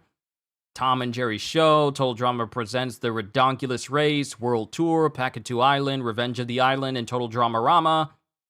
Uncle Grandpa. Uncle Grandpa got on my nerves. He kind of got on my nerves. He really did. I know some people like him, but he really did get on my nerves. Incredibly so. Those are the 2010s. And then we have We Bare Bears. Yeah, I like that show. I like We Bare Bears. I like Grizz, Panda, and Ice Bear. Ice Bear is my spirit animal. If you want to say something like that. It's a wonderful show. You're right. Let me see. Maybe that's why kids shows suck these days. Not as many kids play with toys. They all have iPhones and iPads, so these shows have no money to make good shows. Primal is a wonderful show. I need to check it out. It is a wonderful show. You're right, CJ. I just wouldn't want to live there. Plus, they took away the busts of many pre-existing female characters on that reboot. Oh, they got rid of the top bumps of they got rid of the chests of a lot of women in the Powerpuff Girls show. Yes, because we can't show any women having actual genuine figures in the show, because that would be insulting to women. But if a shirtless dude shows up and he's like a monster or something, that'll be fine. It'll be fine. We Bare Bears, I love that show. 411. We got to wrap this up. We really do got to wrap this up. Now we have 2010 shows. Let's just skim through this real quick. Adventure Time, Almost Naked Animals. I think I remember that show. Bakugan, Battle Planet, Batman the Brave and the Bold. Yep. Beware the Batman. Let's see. Casper Scare School, Clouded with a Chance of Meatballs. I forgot that was a show. I did. DreamWorks Dragons, Generator Rex, Green Lantern, the animated series. Garage Band. Justice League Action, good show. Lego Ninjago. Mega Man Fully Charged. That was a show? Interesting. Some of these I'm looking through. Augie and the Cockroaches, Oswaldo, Over the Garden Wall, Pink Panther and Pals. Never watched that one, but I heard about it. Samurai Jack, Scooby-Doo Mystery Incorporated, Goated Show, Shaun the Sheep. I think that one's goated too. Sonic Boom, because it gave birth to so many memes. I mean, where would we be if Knuckles didn't say approved or no? It's now illegal.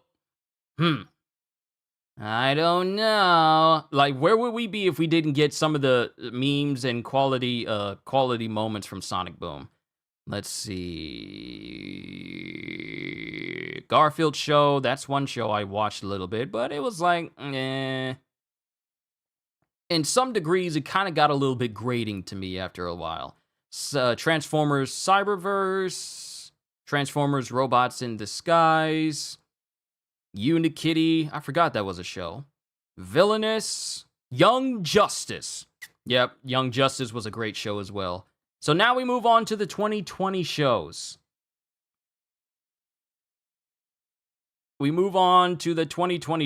Adventure Time, Distant Lands, Adventure Time, Fiona and Cake, Aquaman, King of Atlantis.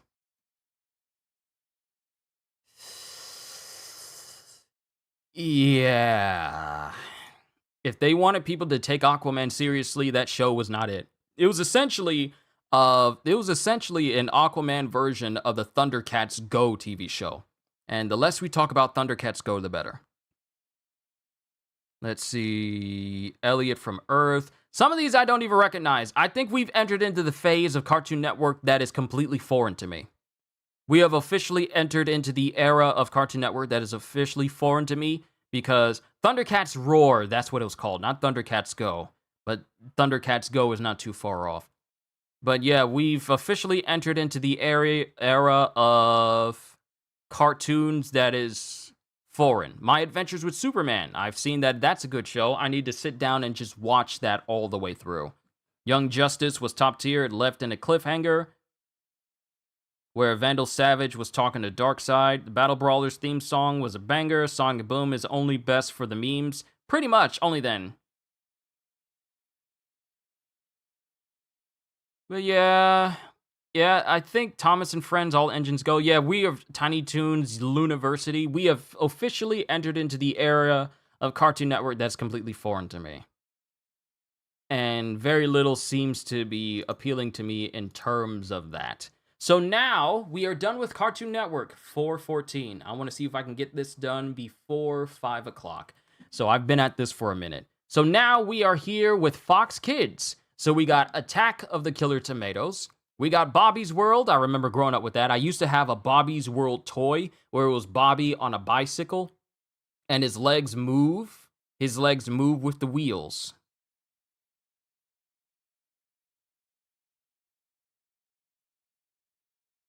Heard there's a new one, you gotta pay a DC channel to watch seasons. Peter Pan and the Pirates, Zazu U, Pigsburg Pigs, Little Shop, Eek, The Cat, Classic X-Men, Power Rangers, The Terrible Thunder Lizards, The Tick, Jim Henson's Animal Show, Johnson and Friends, Reba's Island, Spider-Man. These are shows from the 90s. This is a long list of shows. Life with Louie. I remember watching this show all the time. I don't know about Clutter. Masked Rider. Oh yeah, this was basically the my first instance of Kamen Rider. Magic Adventures of Mumphy, Budgie the Little Helicopter, Big Bad Beetleborgs, Ninja Turtles: A New Mutation, Silver Surfer, that was a show.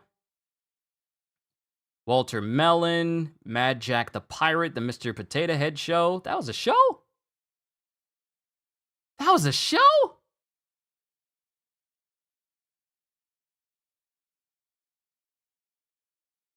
Mystic Knights of Tir na Nog. I never heard of this, but this was made by Sabin Entertainment. Secret Files of the Spy Dogs, The New Addams Family. I remember watching this show. Welcome to the Addams Family. Come into the Addams Family. Wait, let me see. Welcome to the Addams Family. How you do, the Addams Family? Come into the Addams Family house. No. Snap, snap. I remember watching that show. Digimon. Cyber 9, New Dawn, Spider-Man Unlimited. The Avengers United They Stand, NASCAR Racers, Flint the Time Detective. I think I saw this before. It was a long time ago.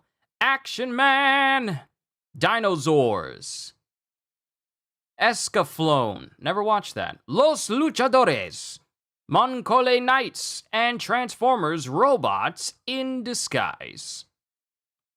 And then acquired programming, Funhouse, Tom and Jerry Kids, Swamp Thing as a TV show, Little Dracula, Tasmania, Beetlejuice, Muppet Babies, Bill and Ted's Excellent Adventures, George of the Jungle. Wait, there was a George of the Jungle animated show in the 90s? Oh, it's one of them. Batman, the Animated Series, Super Dave, Alvin and the Chipmunks, Merry Melodies, Plucky Ducky Show, Dog City, Mighty Mouse Animaniacs, Droopy Master Detective. I love this show. Where on Earth is Carmen Sandiego? Love this too. Who remembers growing up in elementary and playing these games when you had free time, when you weren't doing lessons in like your second or maybe third grade or maybe even fourth grade? Red Planet, Thunderbirds, Sailor Moon, Goosebumps. Spooktacular New Adventures of Casper. Oh, I remember watching this show too. Round the Twist, Sticking Around, Space Goofs, Adventures of Sam and Max, Freelance Police. Never watched this show. Mowgli, The New Adventures of Jungle Book. Oh, okay, that's live action. Toonsylvania, Young Hercules, Donkey Kong Country. The songs that they had in that show. Beast Wars, Transformers, Beast Machines, Transformers. But it was Beast Wars. Big Guy and Rusty the Boy Robot, Sherlock Holmes in the 22nd Century, Monster Rancher, Real Scary Stories, Prank Attack, Angela Anaconda.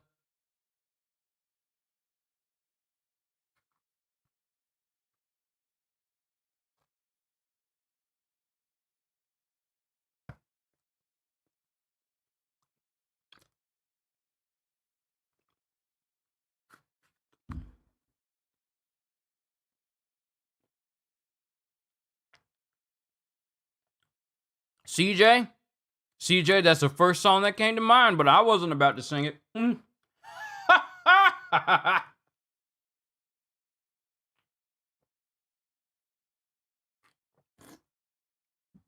Man, Kong. Who remembers Kong, the animated series? I remember that was a thing. Kitty, how are you? We've been busy today. We've been talking about so many different shows.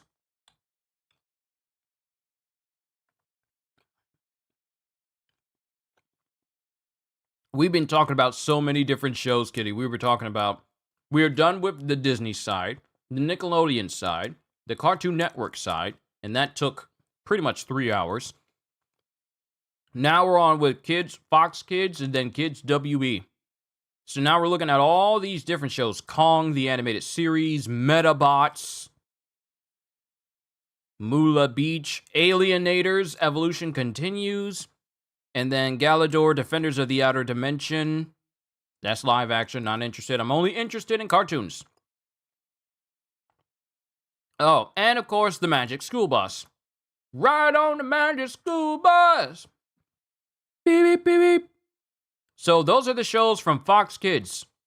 A lot of these I grew up with. Specifically, I remember watching Donkey Kong Country and thinking that that was a good show. But I was a kid. I was dumb. I didn't know any better. But Kids WB, however, that's the one that had the real shows. This the one that had the real shows.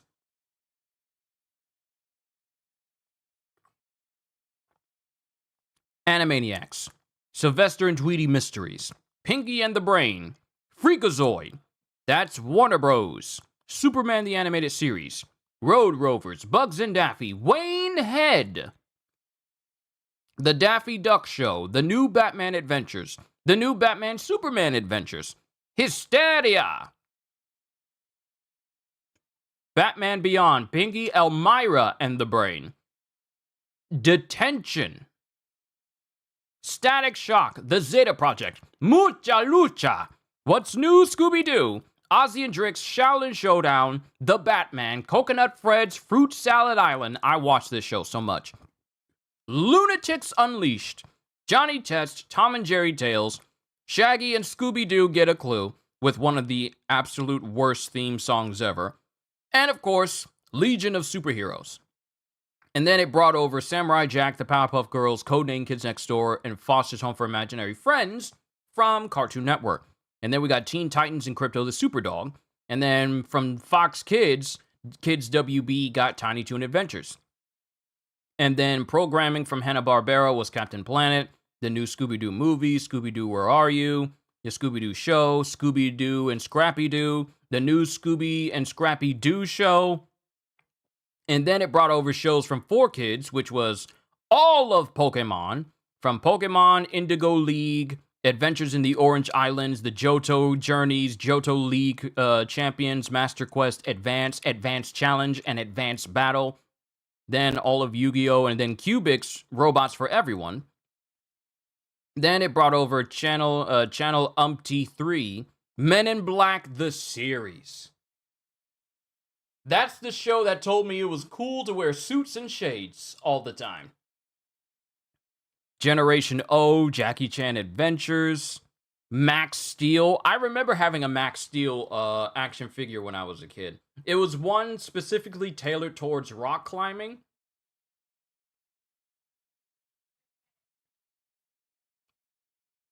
And I just like attaching the string to his arm and swinging him around. Phantom Investigators, Astro Boy, The Spectacular Spider.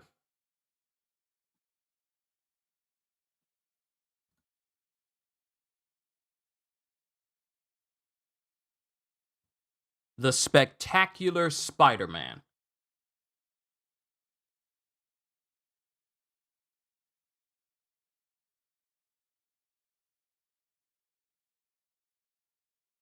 There has never been a Spider-Man show better than this one, save for the 90s one.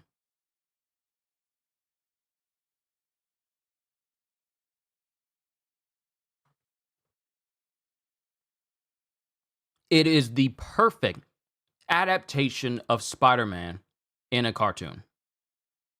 And no show that has been focused on Spider-Man has been able to replicate how great it is since.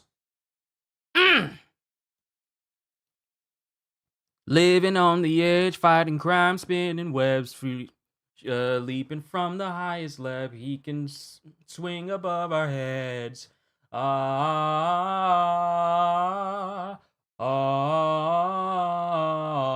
Villains on the rise and the city's victimized. Looking up with no surprise, arriving in the speed of time.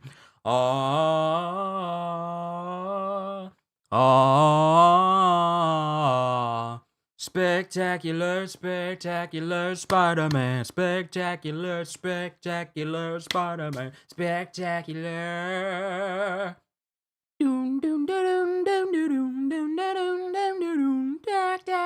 Spectacular, spectacular Spider-Man. Spectacular, spectacular Spider-Man. The theme song was so good. The theme song was so good for the Spectacular Spider-Man. Then we get Calling Out Spider Riders. Let's ride.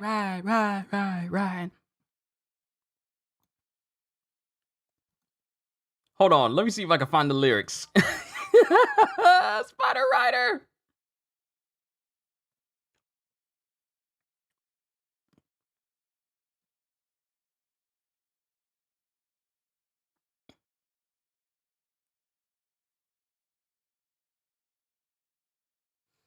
Calling all spider riders.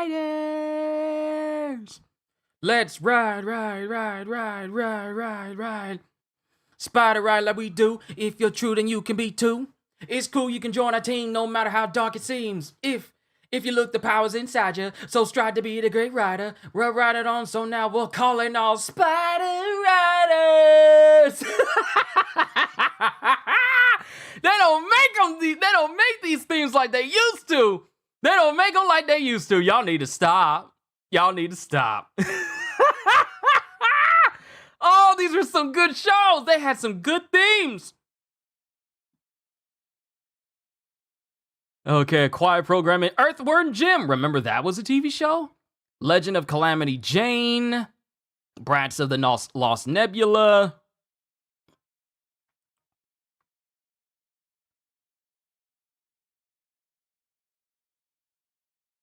Yo, Kitty! Thank you for the super chat. Thank you. I greatly appreciate it. I gotta close one eye to count. Look, look like right. Because you want to make sure your finger isn't hovering over one thing. Because I'm looking at the word, but since my eyes are not centered on my finger has that dual image on that one side. So we got Brats of the Lost Nebula, Invasion America, X-Men Evolution, Card Captors, Dragon Ball Z, The Mummy TV show. Remember that was a cartoon? I remember. It was back when Alex still had the bracelet of the Scorpion King. Bracelet of the Scorpion King on his arm still. Rescue Heroes, Sailor Moon, Mega Man NT Warrior, The Boom Crew. I remember The Boom Crew. Transformers Cybertron. Our worlds are in danger.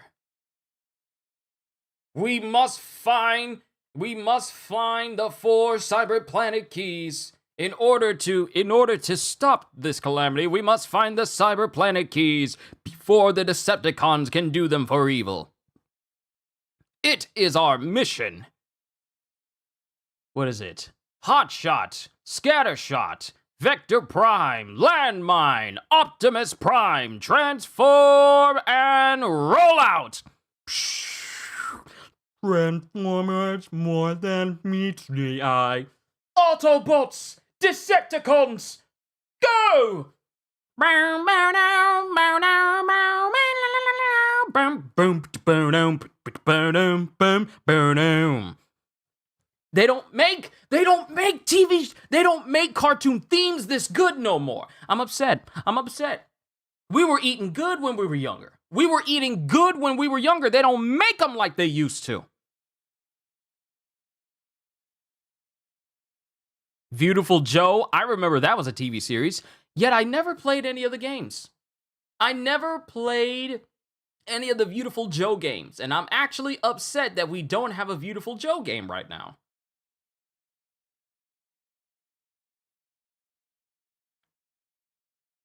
Let me see. Didn't you already mention Pirates of Darkwater? I think I already mentioned Pirates of Darkwater. Hold on.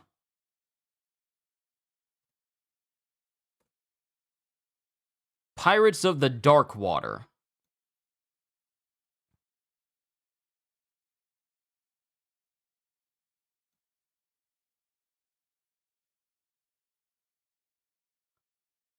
No, I don't think I've ever seen this show. Because what year did it stop? Because if they stopped, let's see, second season consists of just 8 episodes aired in syndication in the United States from 1992 to 93. Yeah, they never really showed this show. They never really did reruns, did they? This was before I was even born. Yeah, it was before I was even born. Yeah, I don't know anything about this show because I was born in 92, in between this show's release, and it stopped airing in 93.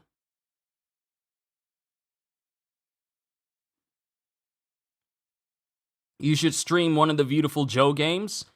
Do they have it for you to play on PlayStation? Because I don't own any Beautiful Joe games. And my PlayStation 2 is apparently kaput now because it won't read any of my discs. So, unless they got some other place I can play Beautiful Joe.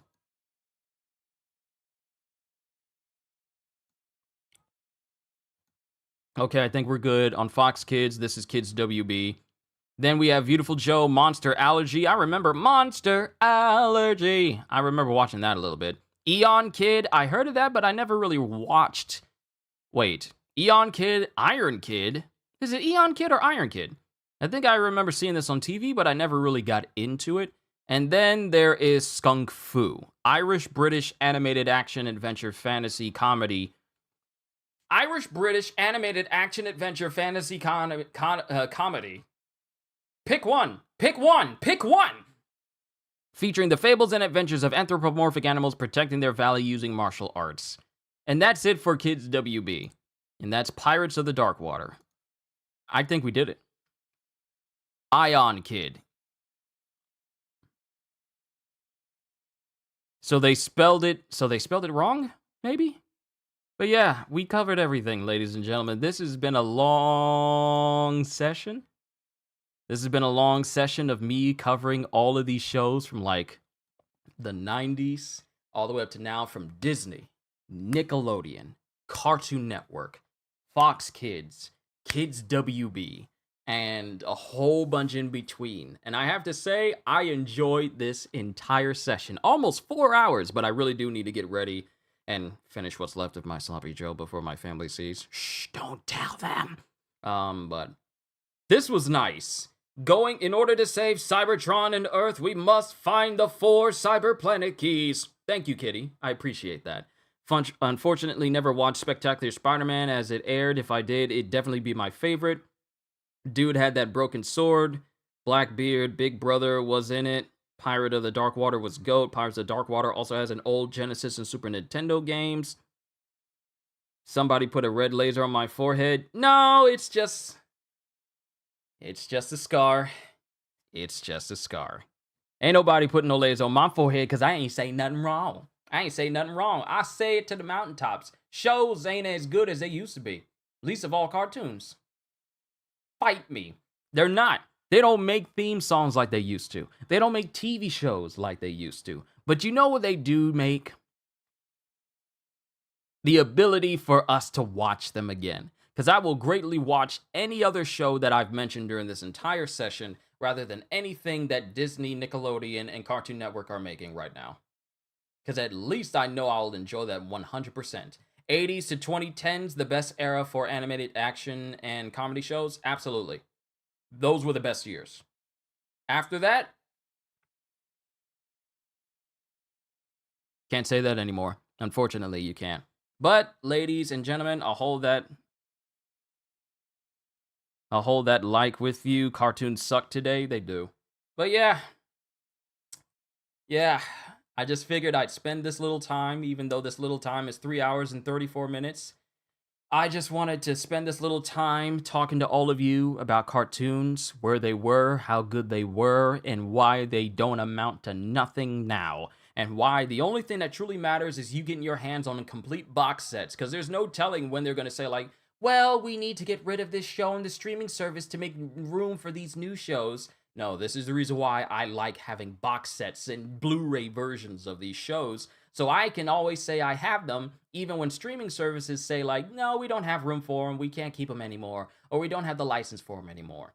Shows are not on the same level that they used to be, and that's bad. Because that means that I gotta show my kids the old shows I used to watch, one way or the other, because I'm definitely not gonna be letting them watch the shows now, because they don't have the same values as shows did back in the day. But it's unfortunate, but hey, at least we got the shows, we got the memories, and we can say, like, hey, these kids, this newer generation, they have no idea just how much quality they missed out on being born later. I know that sounds weird to say, but the stuff they're getting now doesn't even amount to half the stuff we used to get when we were kids. Yeah. I miss the Batman, Martian Manhunter, and Superman was dope in the show. Yeah, it was. Yeah, they were. Especially when you had the moment where what was it, the Hive? The Hive? You guys know The Land Before Time? Yeah, I know it.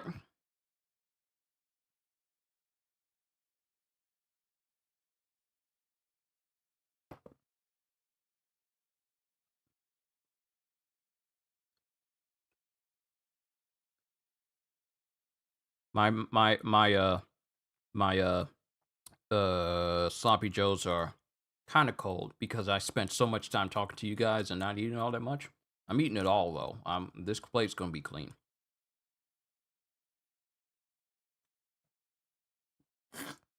The Hive, yes.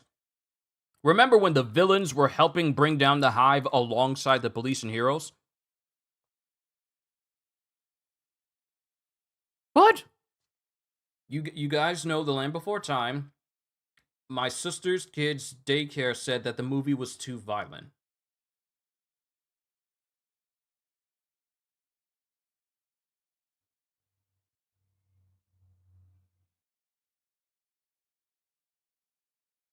What?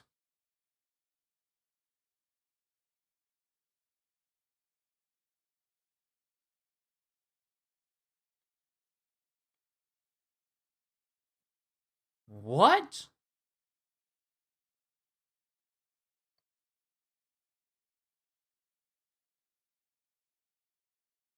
Land Before Time is too violent?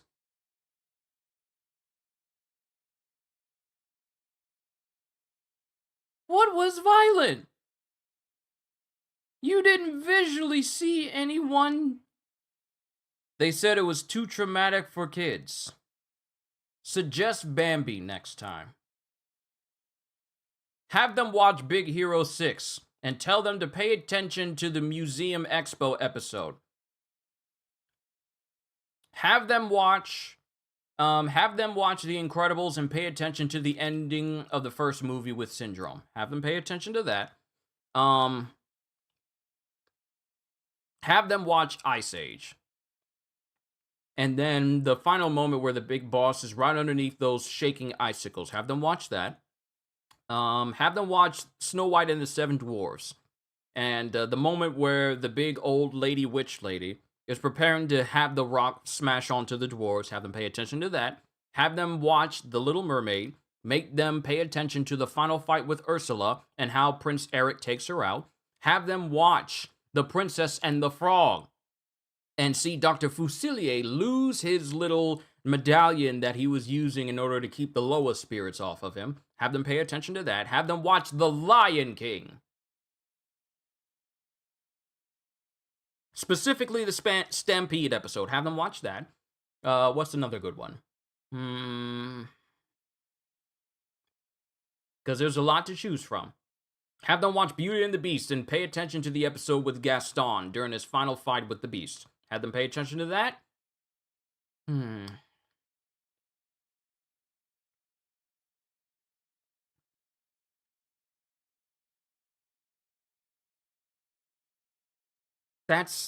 I'm sorry. I'm just trying to find the most traumatic moments in Disney films whatsoever so that they can watch it. So that they can, yes, believe me, I went through all the ones you're listing. Seriously, really? Land Before Time is too traumatic for kids. It's too much for kids to learn. And it's too much for kids to learn about. But people are quick to try and tell them, like, it's okay for you to but okay, I'm gonna say this, and this might be a bit of a hot take, but I need to say this so they can make sense. It is far too much for kids to watch movies and shows with stuff like in Land Before Time or Bambi or whatever, because it would be too much for a kid to comprehend at their age. But it's okay to tell kids about, you know, what gender they want to be at such a young age, or it's okay to like this person of your same gender and stuff like that, and all the stuff and all the baggage that comes with that. That's fine to talk about and bring up into a kid at a young age. But stuff like Land Before Time and traumatic moments in movies is just that's way too much.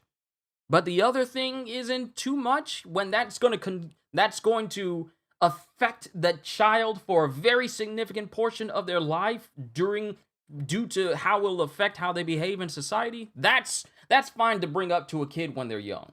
But Land Before Time and its show and stuff like it is way too much. Because it'd be too much for a little mind to comprehend and deal with. But the other thing is fine to talk about and just bring up to it at a young age at the same time. See, because that's the thing. People, that's I see like a double negative here. How can you say one thing is capable? How can you say one thing is okay to be shown to kids, regardless if they have the mental maturity in order to comprehend it, versus another one, which still requires a lot of mental maturity to handle? They both require a lot of mental maturity. You can't just show everything to kids. I understand that. But I feel like there's a double negative here where you can allow one thing because you don't want it to be traumatizing. But telling a kid this about their own gender and whatnot and who they can like in life is something that you need to instill at your kids at a very young age. And that shouldn't have any traumatic effects on a child's mind due to that. I feel like, and I know these are two separate subjects and they deal with different things, but you're still trying to teach this. There are still things that people are trying to instill into their kids at a young age when they're not fully mentally prepared to comprehend and understand all this stuff. You're trying to get them, indoctrinated very, very quickly at a young age so that they can be ready for it when it happens, but everything has its time and place. But treating one thing like it should never be introduced to kids and treating another thing that can have an even worse effect on kids if done improperly. That's something you got to teach to them at a young age. That's fine to show at a young age, but we can't have a cartoon character that's not real traumatize kids because there's a death shown on screen. Because that's too much.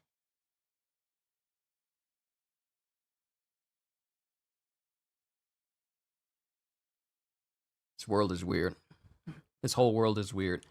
Let me see. Land Before Time is going to look like the purest thing ever compared to Clayton's death in Tarzan. This is the reason why you imagine if Disney's Tarzan came out today. Jane would be the strong person, and Tarzan would be strong, but he'll never be shown stronger than Jane, because we don't want to perpetuate this idea of a man being stronger than a woman, even though there are certain things that men can do in real life that women cannot do because of how we are built.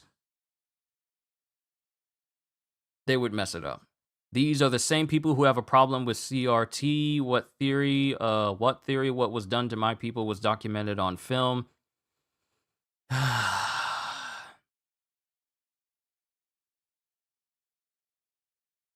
People will try to cancel it ASAP. Yeah. But I don't want to end this note on like a dreary note, because I got 15 minutes to get ready and 15 minutes to head out. To be prepared to head out. But shows that we got back in the day are not on the level that we got back then. Also, parental upbringing is not on the same level either. My lips are crazy chapped right now. I'm sorry. Tarzan would be especially dumb because we got to make every man look dumb in comparison to a woman on screen, because we can't have a world where a woman isn't exactly smart, because then that would be degrading to women. But it's okay for men to be dumb on screen because it's not degrading to men, because we'll just get over it. My bad. Don't even feel like you need to apologize, because I'll be the first one to say it. There's a lot of double standards. You are absolutely right. Because you're fine. You're fine. You didn't do anything wrong, because I need to get this out there, because I don't want people to think that I'm just selectively thinking this sort of thing and I keep it to myself, because I'll be the first one to say, like, that's dumb. That's stupid. There's so many stupid things I wish I could talk about, but I got to be very careful, because you know how people are. They live on Twitter and they live on social media and they do everything out of there, and they will go the extra mile to try and cancel anyone whose opinion does not match their own. Trust me, I've seen that happen before to myself and many others. But you're fine. You're fine. I'm not trying to perpetuate this whole thing of just nothing but good vibes, because some of this stuff needs to be addressed. Some of this stuff needs to be talked about. People don't want to talk about it because they're scared that some random person on Twitter with over 10K followers is going to call them out to the world, and then the world is suddenly going to look at this person like they're an oddball. I don't care. I don't care. Stupid is as stupid does. When you do all this sort of stuff that doesn't make sense, but then try to ostracize something else completely different in the same manner, it's stupid. And I'm going to call it out. It's exactly what it is. Because the way shows and cartoons are being made nowadays have set a standard where we can't do anything to bother anybody. We can't offend nobody. We can't be offensive, even slightly, even if it's said for comedic purposes or whatsoever, because everyone's got soft skin now. And I go back to like parental upbringing.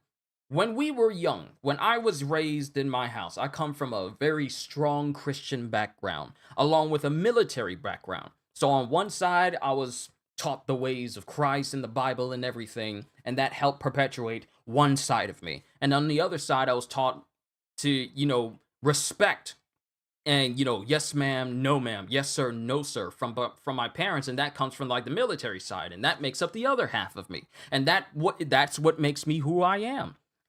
I will say yes sir, no sir, yes ma'am, no ma'am. Whenever I refer to someone, I say ma'am, sir. That's how I am as a person. That's how I was brought up. And that's what was instilled with me. You don't harm anyone. Don't hurt anybody. Don't get into no fights. Don't be disrespectful to people. Don't be doing anything that goes against anything that my parents have taught me. And that has been the very person I've been since I was a child. I took on to it very quickly because when I didn't, I got whoopings. And I learned at a very young age that whoopings hurt. I don't like pain because pain hurts me. So let's do the opposite of what causes me whooping pain. And I've been that way ever since.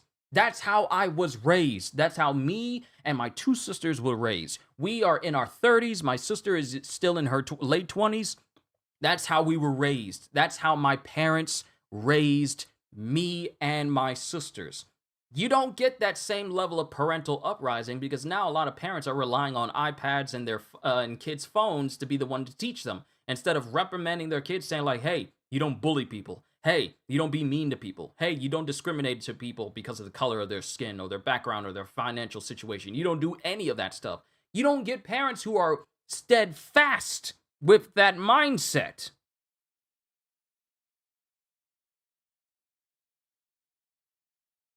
Now it's all like, I can't be bothered to teach my kid this because it's taken too much from my reality housewives show or whatever you're looking for, or whatever you're staring at on YouTube. No. The world as we know it is not the same as it was before. So many parents are skimming out on teaching their kids how to act right so that when they act up, they think that it's society's fault that their kid acts that way, but it starts at home. So I go back. I bet you got slapped in the mouth if you say that after they call your name. I know I did. All in the Family, Jeffersons and Son, Sanford and Son are prime examples of old bygone era where people weren't so easily offended. It's called real life. Exactly. Real life is not going to be like you see it on TV where it's done in a way to not offend nobody. The world does not care about your feelings. What matters is how you deal with it and how you are prepared to deal with it. It's ludicrous, but I gotta go. I gotta go. So when I look back on all these old shows, this was an era where we were at the peak of our enjoyability for cartoons. Parents be too busy trying to watch Desperate Housewives or The Real Housewives. I will never watch a reality TV show. It is mind rot. It is mind rotting. These celebrities don't know anything about you. Why are you watching these shows? Sound like, I can't believe she did this on this show. I can't believe she did that on that show. Did you know this? Why you know so much about celebrities versus what's going on in your own house? That's ridiculous. But yeah, I gotta go. Ladies and gentlemen, this has been a wonderful session of us looking back on old cartoons that we will probably never see again because the world has gotten soft and is scared of making stuff that could possibly offend anyone and still keep with their vision. That's the reason why people like stuff from Japan, because Japan does not care about American feelings. And I understand why, because America, as far as like upbringings and what stuff and how they are right now, America's way too defined by social media and how many likes a post gets and how many people say it's wrong on Twitter and whatnot. People rely on that. It's way, way too much for them to seek approval. It's sad, but it's the world we live in. And as long as I draw breath, this ain't gonna be that type of place. I don't care if you don't like some of the stuff I don't say. I'm gonna say it. I'm gonna say it. I'm done. I did enjoy looking at these old cartoons and bringing back so many of these old memories. That JoJo Circus one, that hit me. That kind of hit me in my heart a little bit because that was like, wow, I remember watching this when I was so much younger, where I didn't have a care in the world, and it just brought to my attention that we're getting older. We are getting older. I know we don't like to talk about it, but we're getting older. But what we can do is just cherish the memories of the good times we've had and just deal with the ones that we got going on. America is too hypocritical. It is. It is. I'm not ashamed to say that America has absolutely no right to call out other countries on their standards when we're the only one where every other is crazy how other countries can have free healthcare, but America can't because they're too consumed by the idea of, let's make people pay for healthcare. Not that it'll better the country, but because it'll line our pockets. But this is not the stream for it. This is not the stream for it. We can talk about it later when I'm playing Suicide Squad tomorrow with the new Season 2 update after we're done with the beginning after the end chapter. But I'm done. I'm done. You've been a wonderful audience, Kitty. Thank you for the super chat, everyone. Thank you for the support of this channel and just for sticking around. This was a fun session. I look forward to the next one we do. We still got a lot of things to do this week. Lord say the same, so I'm looking forward to doing that all with all of you. But I'm done. Hope you all enjoyed. Can't wait to see you all in my next video. Like, comment, and subscribe if you haven't already, because I am always looking forward to entertaining you. Almost forgot to put my hand up there. So have a fantastic day. And once again, as always,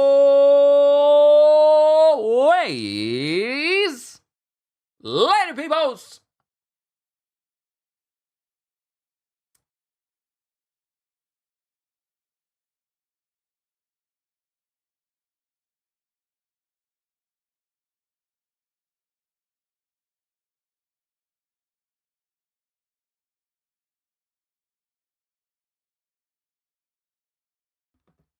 Hold up, what sort of screen is this? This is not the right screen! This is not the right screen! I forgot to put it on that one, I'm sorry! Hold on, nope. We're putting the right one on here. We're putting the right one on here. There we go! There we go!